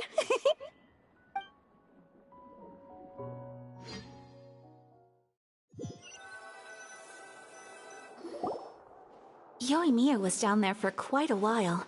It was dark before we finally rode the aquabus back to the city. I figured she'd want to sleep in today.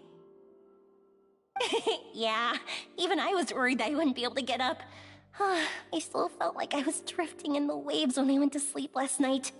But as soon as I woke up today, I remembered that we'd all be shooting a film together, and I was ready to go. Speaking of the film, where's everybody else? My brother and Xavier were speaking to the restaurant owner about using the place as a filming location.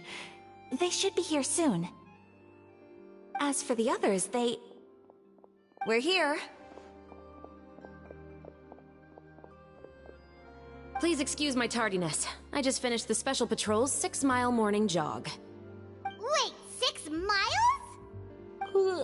I'm so tired. I heard you all chatting, so I decided to come down. I sure could use some of that endless energy everyone else has. good morning, everyone. Boarding. Can someone fetch me a cup of coffee? More milk, hold the sugar. Sure, I'd be happy to do that for you. No, you can't go anywhere.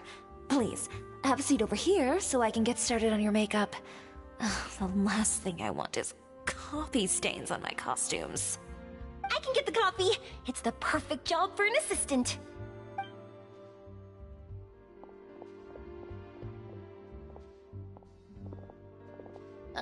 So much energy.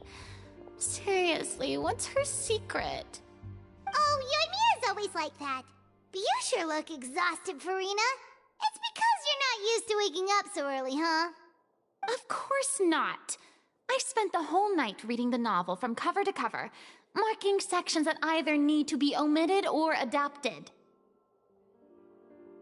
Wow, Paimon didn't expect you to be so thorough. Well, I was the biggest star in all of Fontaine after all. It takes more than just a pretty face to earn a reputation like that. I know how to get serious when the situation calls for it. I went all out when I was acting as an Archon, so why wouldn't I do the same for my own life? Here's your coffee, Director Farina.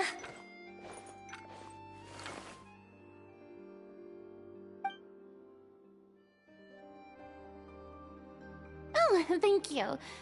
The sound of being called director and the aroma of coffee feels almost as refreshing as hearing the birds chirping in the morning. It seems everyone has managed to arrive on time. We've reached an agreement with the restaurant owner. We are free to use the second floor to shoot our film. Really? That's great! He is really looking forward to our film, and hopes that providing his restaurant as a filming location will attract more customers. Well then, Mr. Xavier, I'll leave the rest to you. Okay, thanks. First, I'd like to introduce our new members. This is our prop manager, Veronique. She'll be in charge of all the film's props and items. And this is Bonneau, our lighting technician. He'll be in charge of lighting and illumination to set up each scene's atmosphere. Wow, sure feels like we have some real professionals joining the crew now. First of all, please allow me to first express my sincerest gratitude to everyone in the crew. When my investor informed me yesterday that he wouldn't be able to provide the funds, I really thought that this was the nail in the coffin for this film. I had no idea that I'd find so many people willing to help me on such short notice. Thank you. Thank you all from the bottom of my heart. No need to be so cordial, Mr. Xavier. We're all honored to be a part of this. Your works made a profound impression on me when I saw them back in Inazuma. I am sure that someday, this film will be remembered as a prime example of cultural exchange between Fontaine and Inazuma. Yes, the story is the reason I agreed to join. I can't bear to even imagine what this film would look like without the very best director. Anyway, I would like to make a promise to everyone that as the producer of this film, I'll do whatever I can to ensure that everything goes as smoothly as possible. This is not just my film. It also embodies the thoughts and feelings of every person here, as well as the endless effort we are about to pour into it. So, without further ado, The Two Musketeers will officially begin filming now! You may take it from here, Director Farina. All right, listen up, everyone.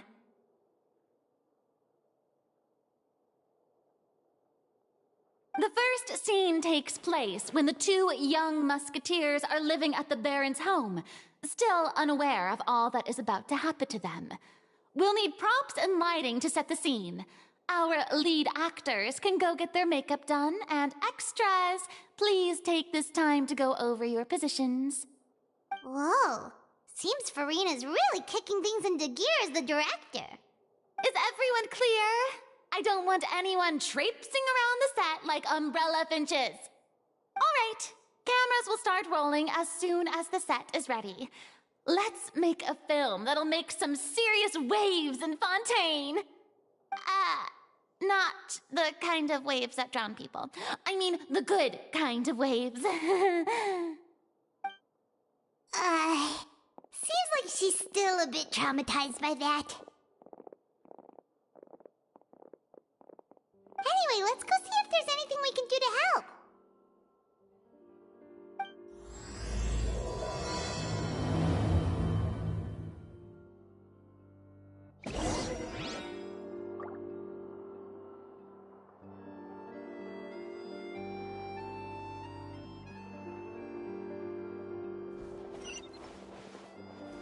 I don't need any help here. Why don't you try asking someone else?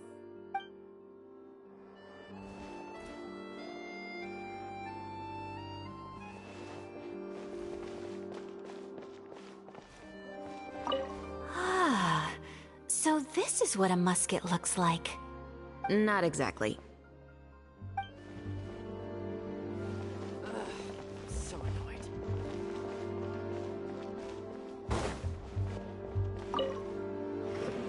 How about here? A little more to the left. You got it. Hey, Yoimiya, do you need a hand? No, I'm fine. You know, doing the lighting is kind of like designing a fireworks show. It's interesting to imagine what kind of atmosphere the lights will create. I heard that the Traveler will be operating the camera and Paimon will be the clapper loader, right? Those roles are just perfect for the two of you. Really? Is that because it'll be easy for Paimon to hold the clapperboard while flying? Well, sure, there's that, but that's not exactly what I meant. I just think that after all your journeys together, you two must have developed a super close bond and just naturally know how to work with each other.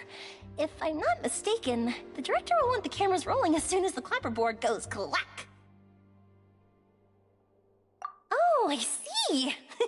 It's amazing to see the magic behind filmmaking. Yoimiya, we need lights over there, too. Oh, on it! I've got to get back to work. Chat with you later.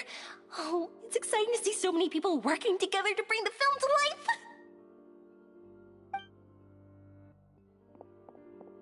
Seems like Yoimiya's really getting into it. But she was right. We do have a super close bond, don't we? Paimon's really happy to hear that.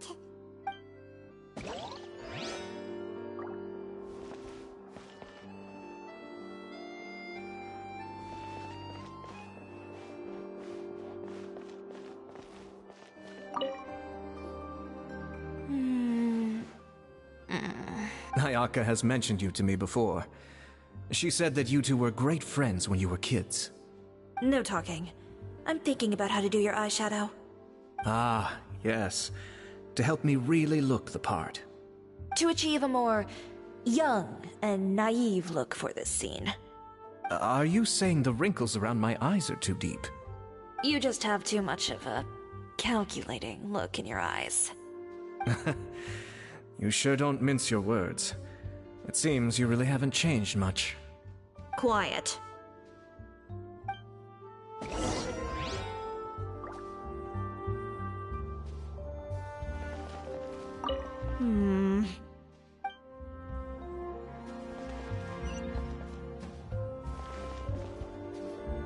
So, this is a real musket? No, it's just a prop weapon. Not bad. Have you seen a real musket before? Only in books and newspapers. I made this one based on the relative shape and proportions I saw in reference images. When we're filming, some special gunpowder will be applied around the muzzle, which will help create the flash and smoke effects of a real gun being fired. Which means it'll be up to the actors to portray the recoil. That's right. The sound effects for gunshots will also be added in post-production. Thank you, Veronique. I think I know where to start now. However, the musket's gears and firing pin could still use some work. Adding some wear on the metallic components will make them appear more realistic. Also, be sure to rub the muskets with some oil each time before we start shooting. That'll give the impression that the firearms have been well maintained. Good point. You seem to know a lot, Miss Chevres. I assume you use these types of firearms on a regular basis? Yes, I perform routine maintenance on my weapons every day. Just like we as people need to eat and sleep, muskets need to be cleaned and maintained. I also perform similar care for my sword every day, and familiarize myself with its shape and weight, to the point where it feels like a natural extension of my body. Yes, this way, our weapons will never betray us in the heat of battle. Yes, well said. It seems we have the same philosophy on this topic. Oh, sounds like they found a common interest to talk about. Though these props differ from the muskets I use, I can still give you some pointers. Good. I look forward to your instruction. First and foremost, never point the weapon at anyone, regardless of whether it's a real or prop weapon, or whether you're holding it or it's on the table. This holds for any time when you're not actively engaging an enemy.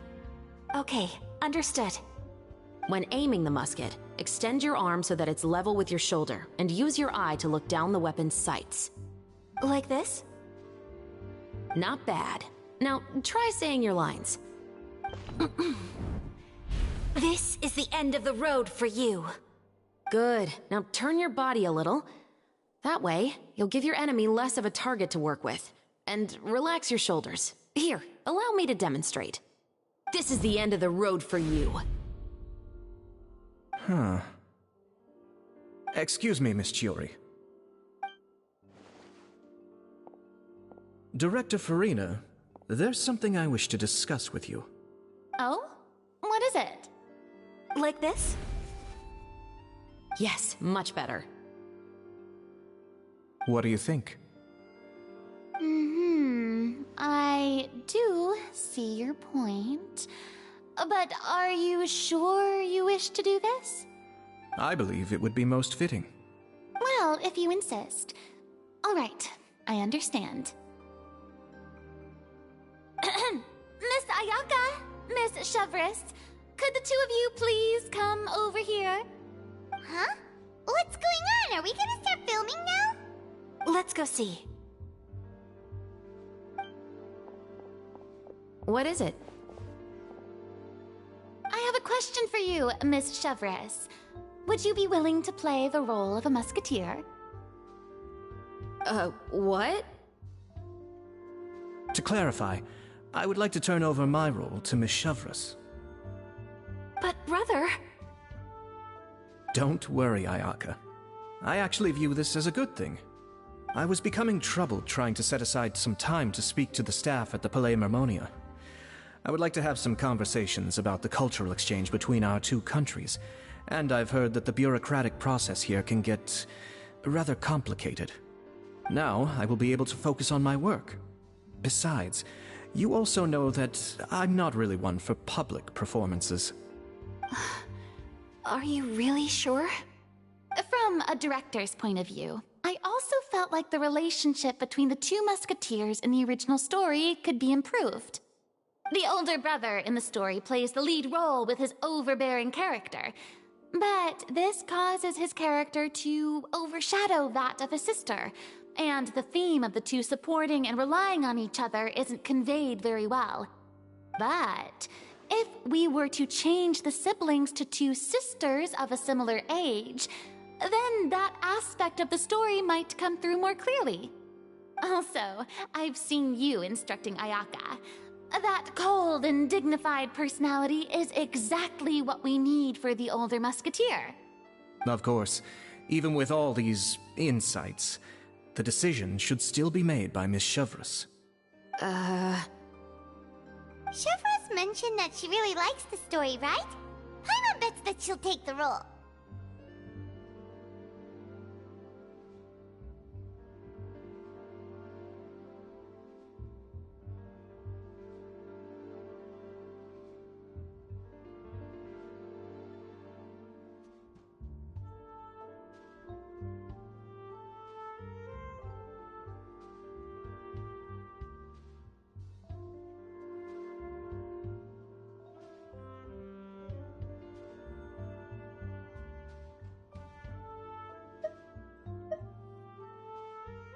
All right, I'll take the role.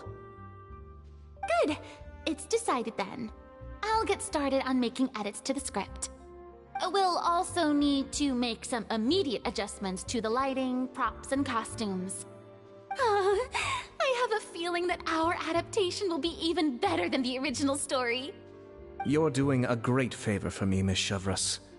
You have my gratitude. Don't mention it. I like this character, so if anything, I should be the one thanking you. Well, since my brother is the one who brought up the idea, I suppose there's no need to worry. Let's go, Miss Chevreuse. I look forward to working with you. Please, just call me Chevreuse.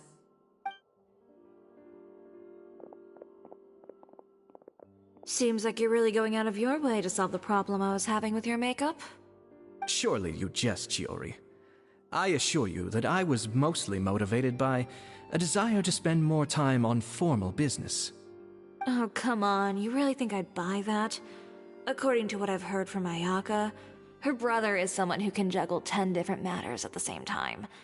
I'm sure you have other reasons for backing out. Perhaps. Ayaka always said she wanted to go out and see more of the world, just like the Traveler. But I feel that she needs not only to see other nations, but also to make some different kinds of friends. I think it would be harder for her to make new connections with me constantly by her side. I would like to give her some space. All right, go on. Spoil her some more. Ayato! It's too bad you're stepping down from the role. Paimon really wanted to see you act as a musketeer.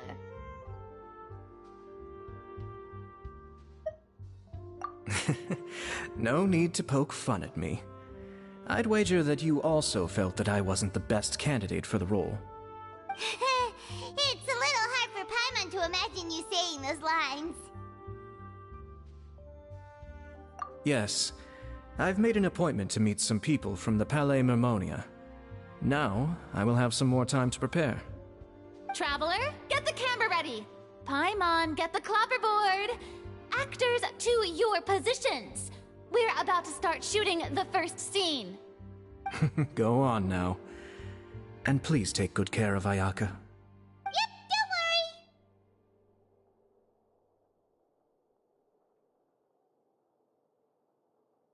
Thank you. I look forward to seeing the film when it's finished. All right. Now that we're all here, let me help set the scene for everyone. The first scene takes place when our two main characters are still living at the Baron's estate. They've been ostracized and verbally abused by others in the household, but they still have no idea why. We want to capture how naive and innocent they are, despite their pain. Chevres will be playing the role of the older sister, Tulip, and Ayaka will be the younger sister, Iris. Be sure to get close-ups of the main characters at the right moment. Silence on the set! Lights, camera, action! Let's go! Tulip, Mother's been out for quite a while now. Perhaps she went to pick some flowers on the way home. You know how she loves flowers. Iris, Tulip! I'm home! Mother! You were out for so long, we were beginning to worry about you. I'm sorry, but I'm back now, safe and sound. Here, I brought your favorite treat, apple turnovers. Mother, what are those bruises on your hand?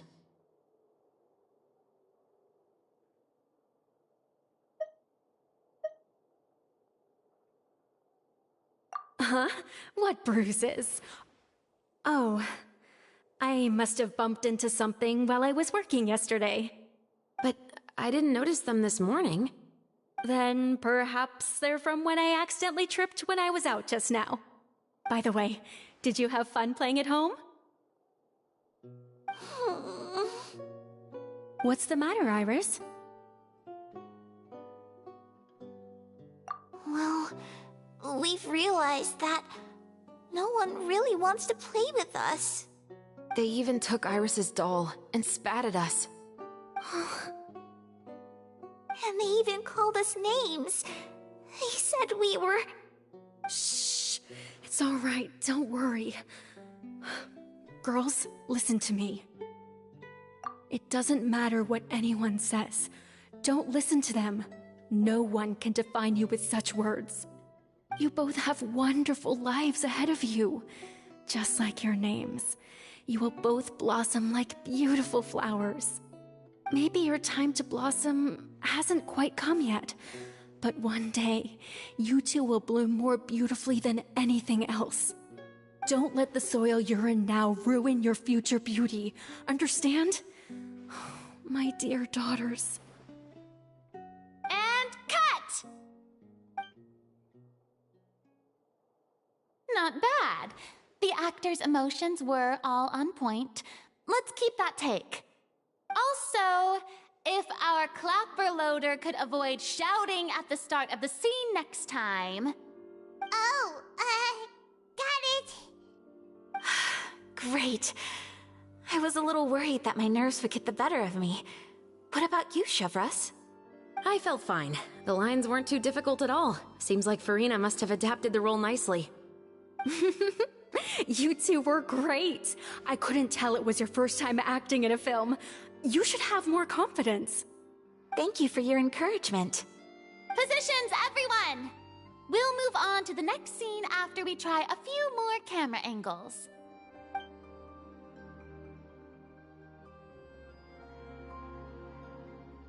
This scene is when our two characters return home, only to discover their mother has been murdered. Ready? Lights! Camera! Action! Mother, we're back! Mother?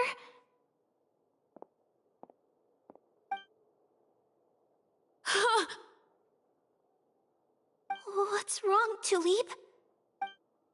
Iris, stay away! Huh? Why? What's... Mother! Mother... She's...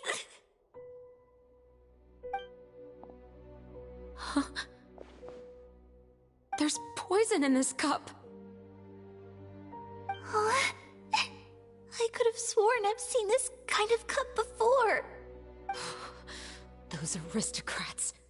They didn't even try to cover up their actions.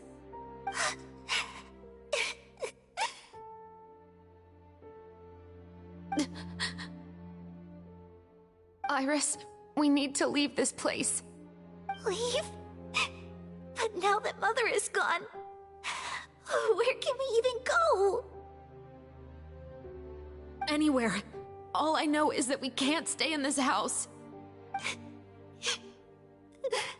But are we just going to let them get away with this? We'll have our revenge, I promise you. Just not right now.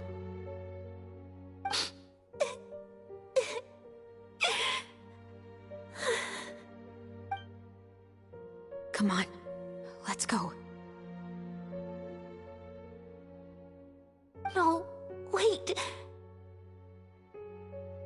We can't just leave Mother here like this. At least let me leave this rose with her. That's why we went out in the first place. To buy her this flower. All right. Goodbye, Mother. We'll avenge you. Someday. And cut!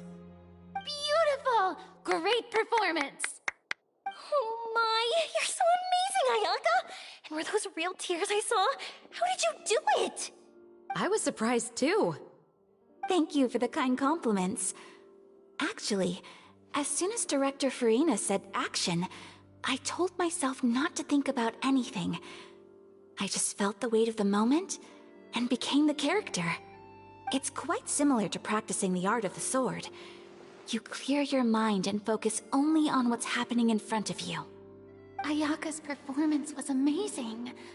Have I discovered an acting prodigy? Pipe down, everyone! We need to move on to the next scene!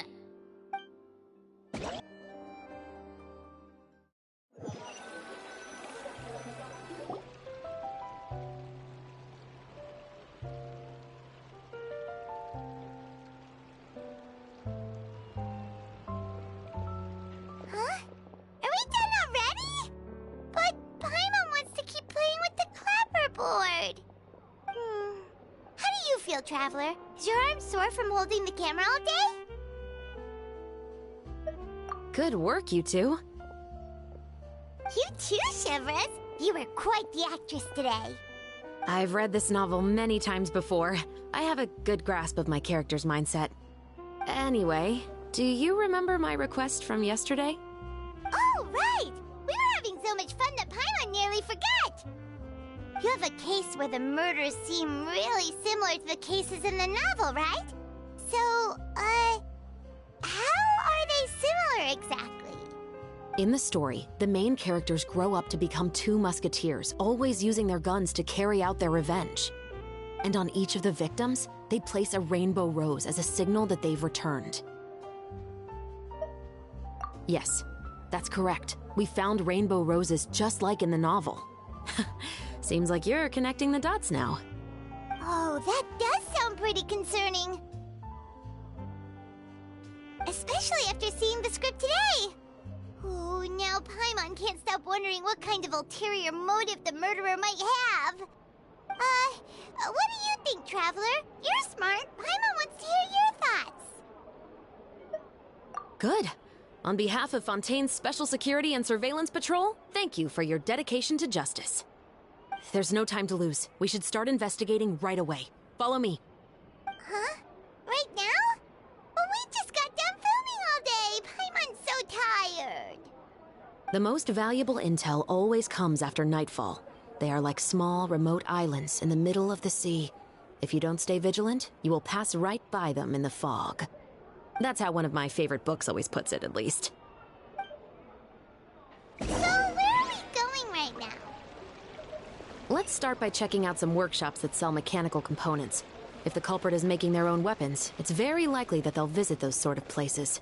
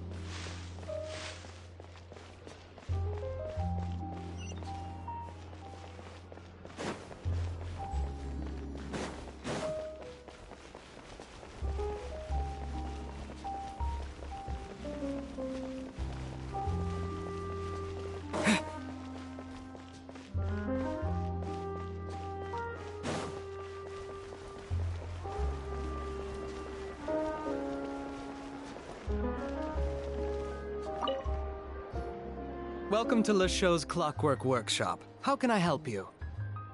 Hello. I'd like to know if anyone has purchased some special components lately. Special components? Sorry, could you be more specific? I mean the kind of components that aren't typically used for clockwork toys, but for firearms. Huh? For firearms? No, we don't sell those sort of things here. Don't misunderstand. I'm not here to cause any trouble. We are merely investigating a case, and we're hoping that you could cooperate. Well, to be completely honest, I'm not even sure what kind of components that would entail. Has anyone ever purchased components here as an individual rather than on behalf of an organization? We have a lot of customers who buy toys, but those who buy components are all regular customers who buy in bulk on behalf of their organization. Is that so? I understand. Thank you for your cooperation. You're welcome. It's the least I can do.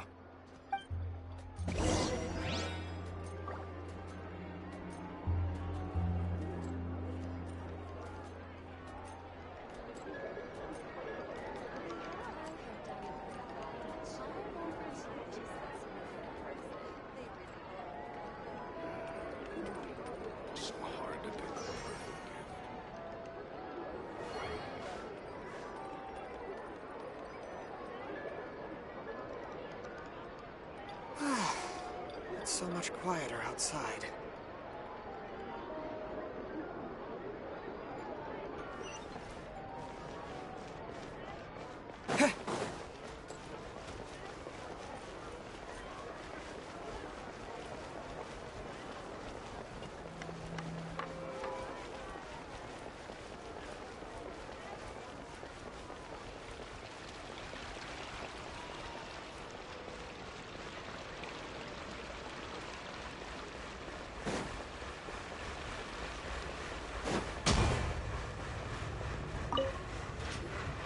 Oh, hey, Chevris.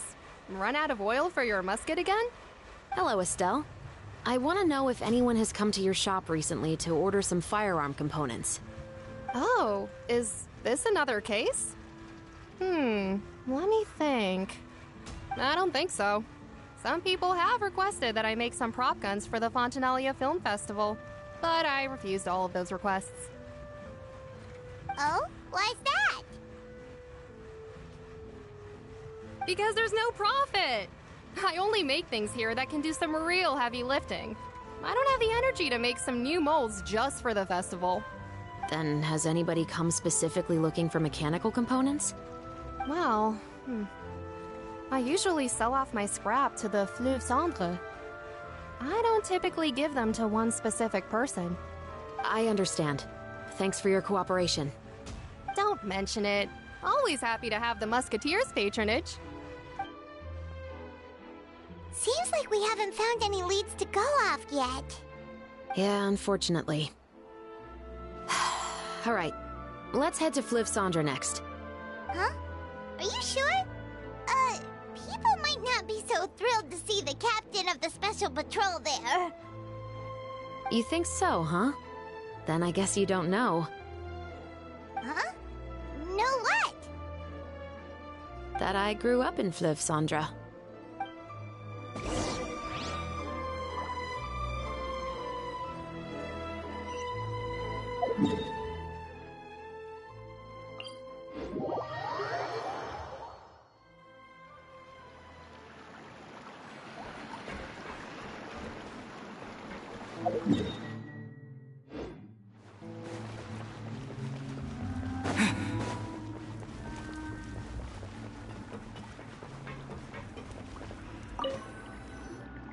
What's all this? Some broken planks and barrels, as well as some liquor bottles? Yes, but have a closer look, Paimon. Even though somebody has purposefully tried to clean them up, these are obviously marks from musket bullets. In other words, someone was here trying to improve their shot. They were using the barrels and bottles for target practice. Could it have been the killer? Your guess is as good as mine. Although many people at Fleuve Centre own guns, few hide the fact from others. And even fewer would go to such lengths to hide markings from practice shots. Anyway, let's go. There might be more to this.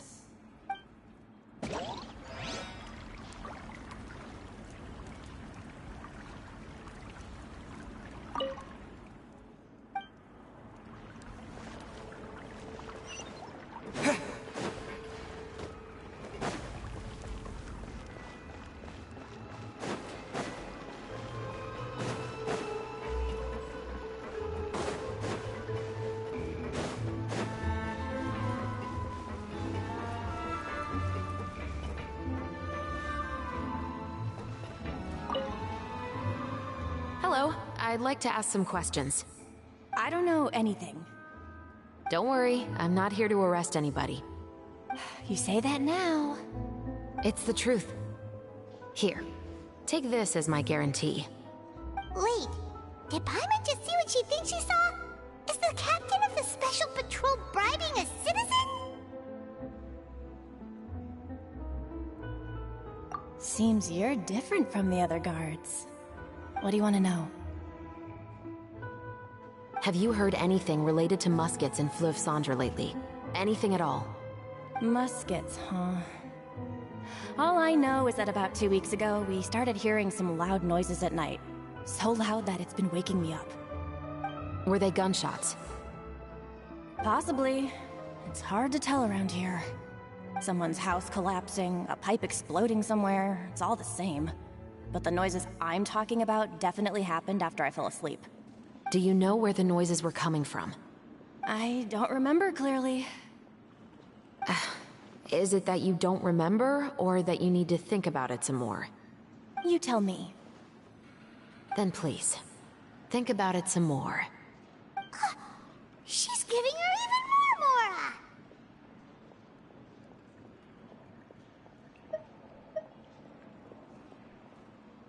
The noises came from the end of the Southern Waterway. I came out and had a look for myself when I wasn't sleeping well, but I didn't dare get too close. That's all I know. All right, I'll take your word for it. Thanks for the pâte de fruits.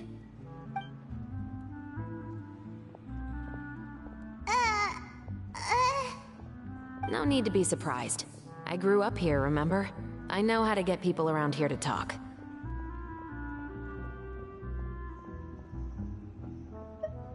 My apologies, I'm all out of sweets. Though I do have some other tempting snacks in my custody. Fries, fried chicken, and even onion rings. But taking care of junk food is my responsibility. You're better off sticking to your normal, nutritious diet. Now then, let's keep going.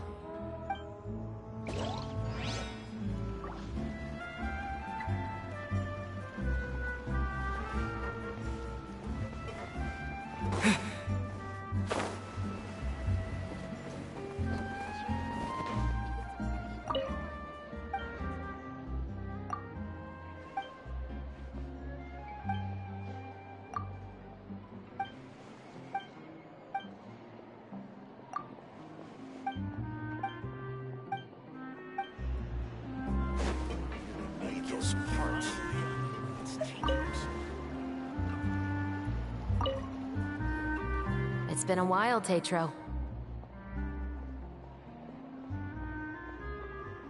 Please, just get on with your request. I want to know if you've heard anybody talking about muskets lately. Information isn't free, you know. I've heard that bandits have been extremely active in the countryside recently, and they've been affecting the delivery of goods to Poisson. I can allocate some more manpower to help out with that problem. What do you say? You're still as helpful as ever. One of our men got drunk at dinner about a month ago and lost his gun. 3 days later, it turned up in the corner here.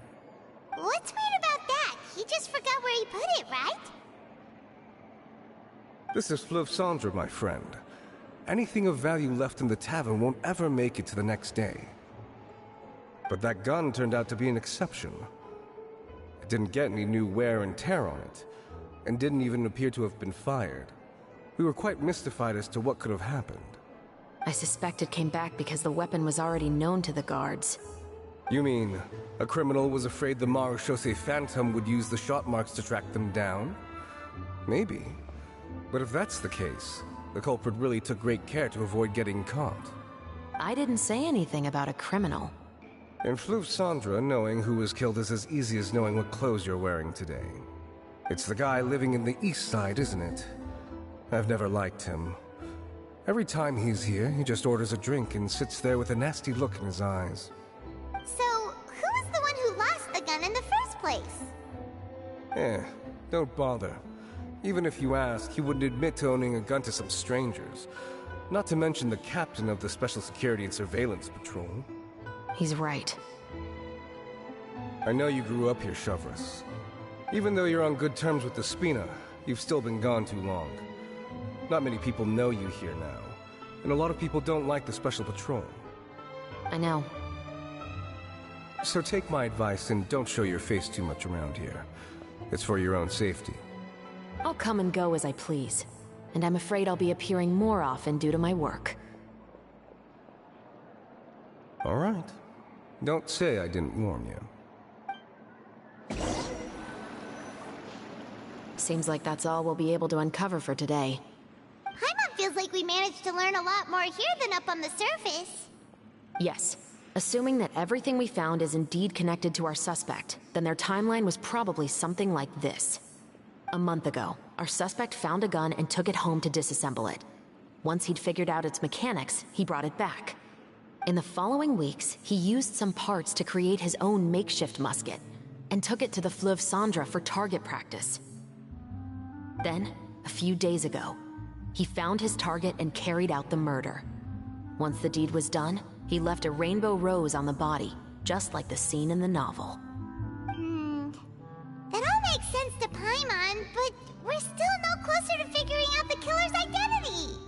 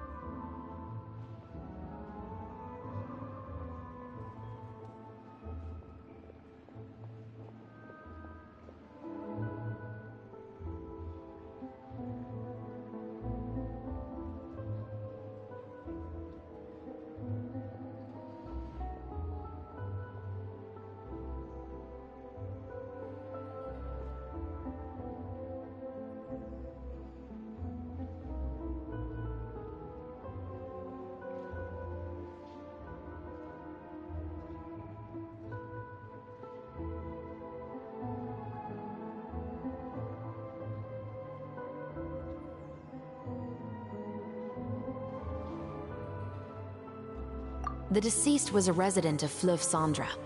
It's said that he was a poor, solitary man.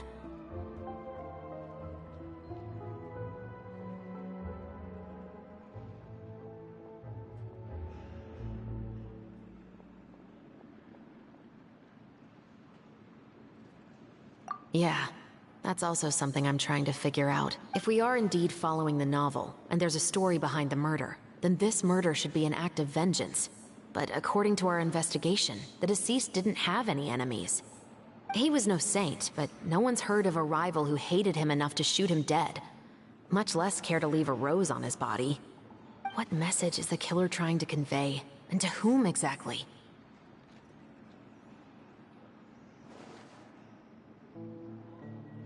We've thoroughly investigated that possibility. He claims to have spent the whole day at the Opera House on the day of the murder, and the staff there have confirmed his account. Okay, so he has an alibi. Not only that, he lacks a credible motive as well. He has a family of his own, and both of his parents are still alive.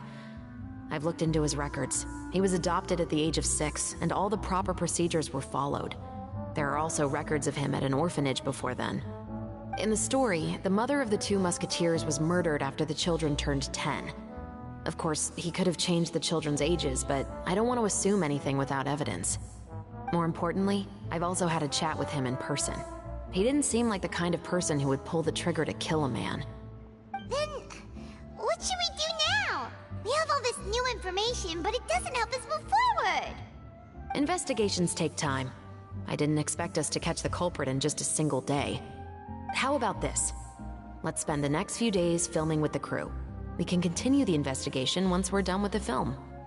I'm sure that given time, new leads will present themselves.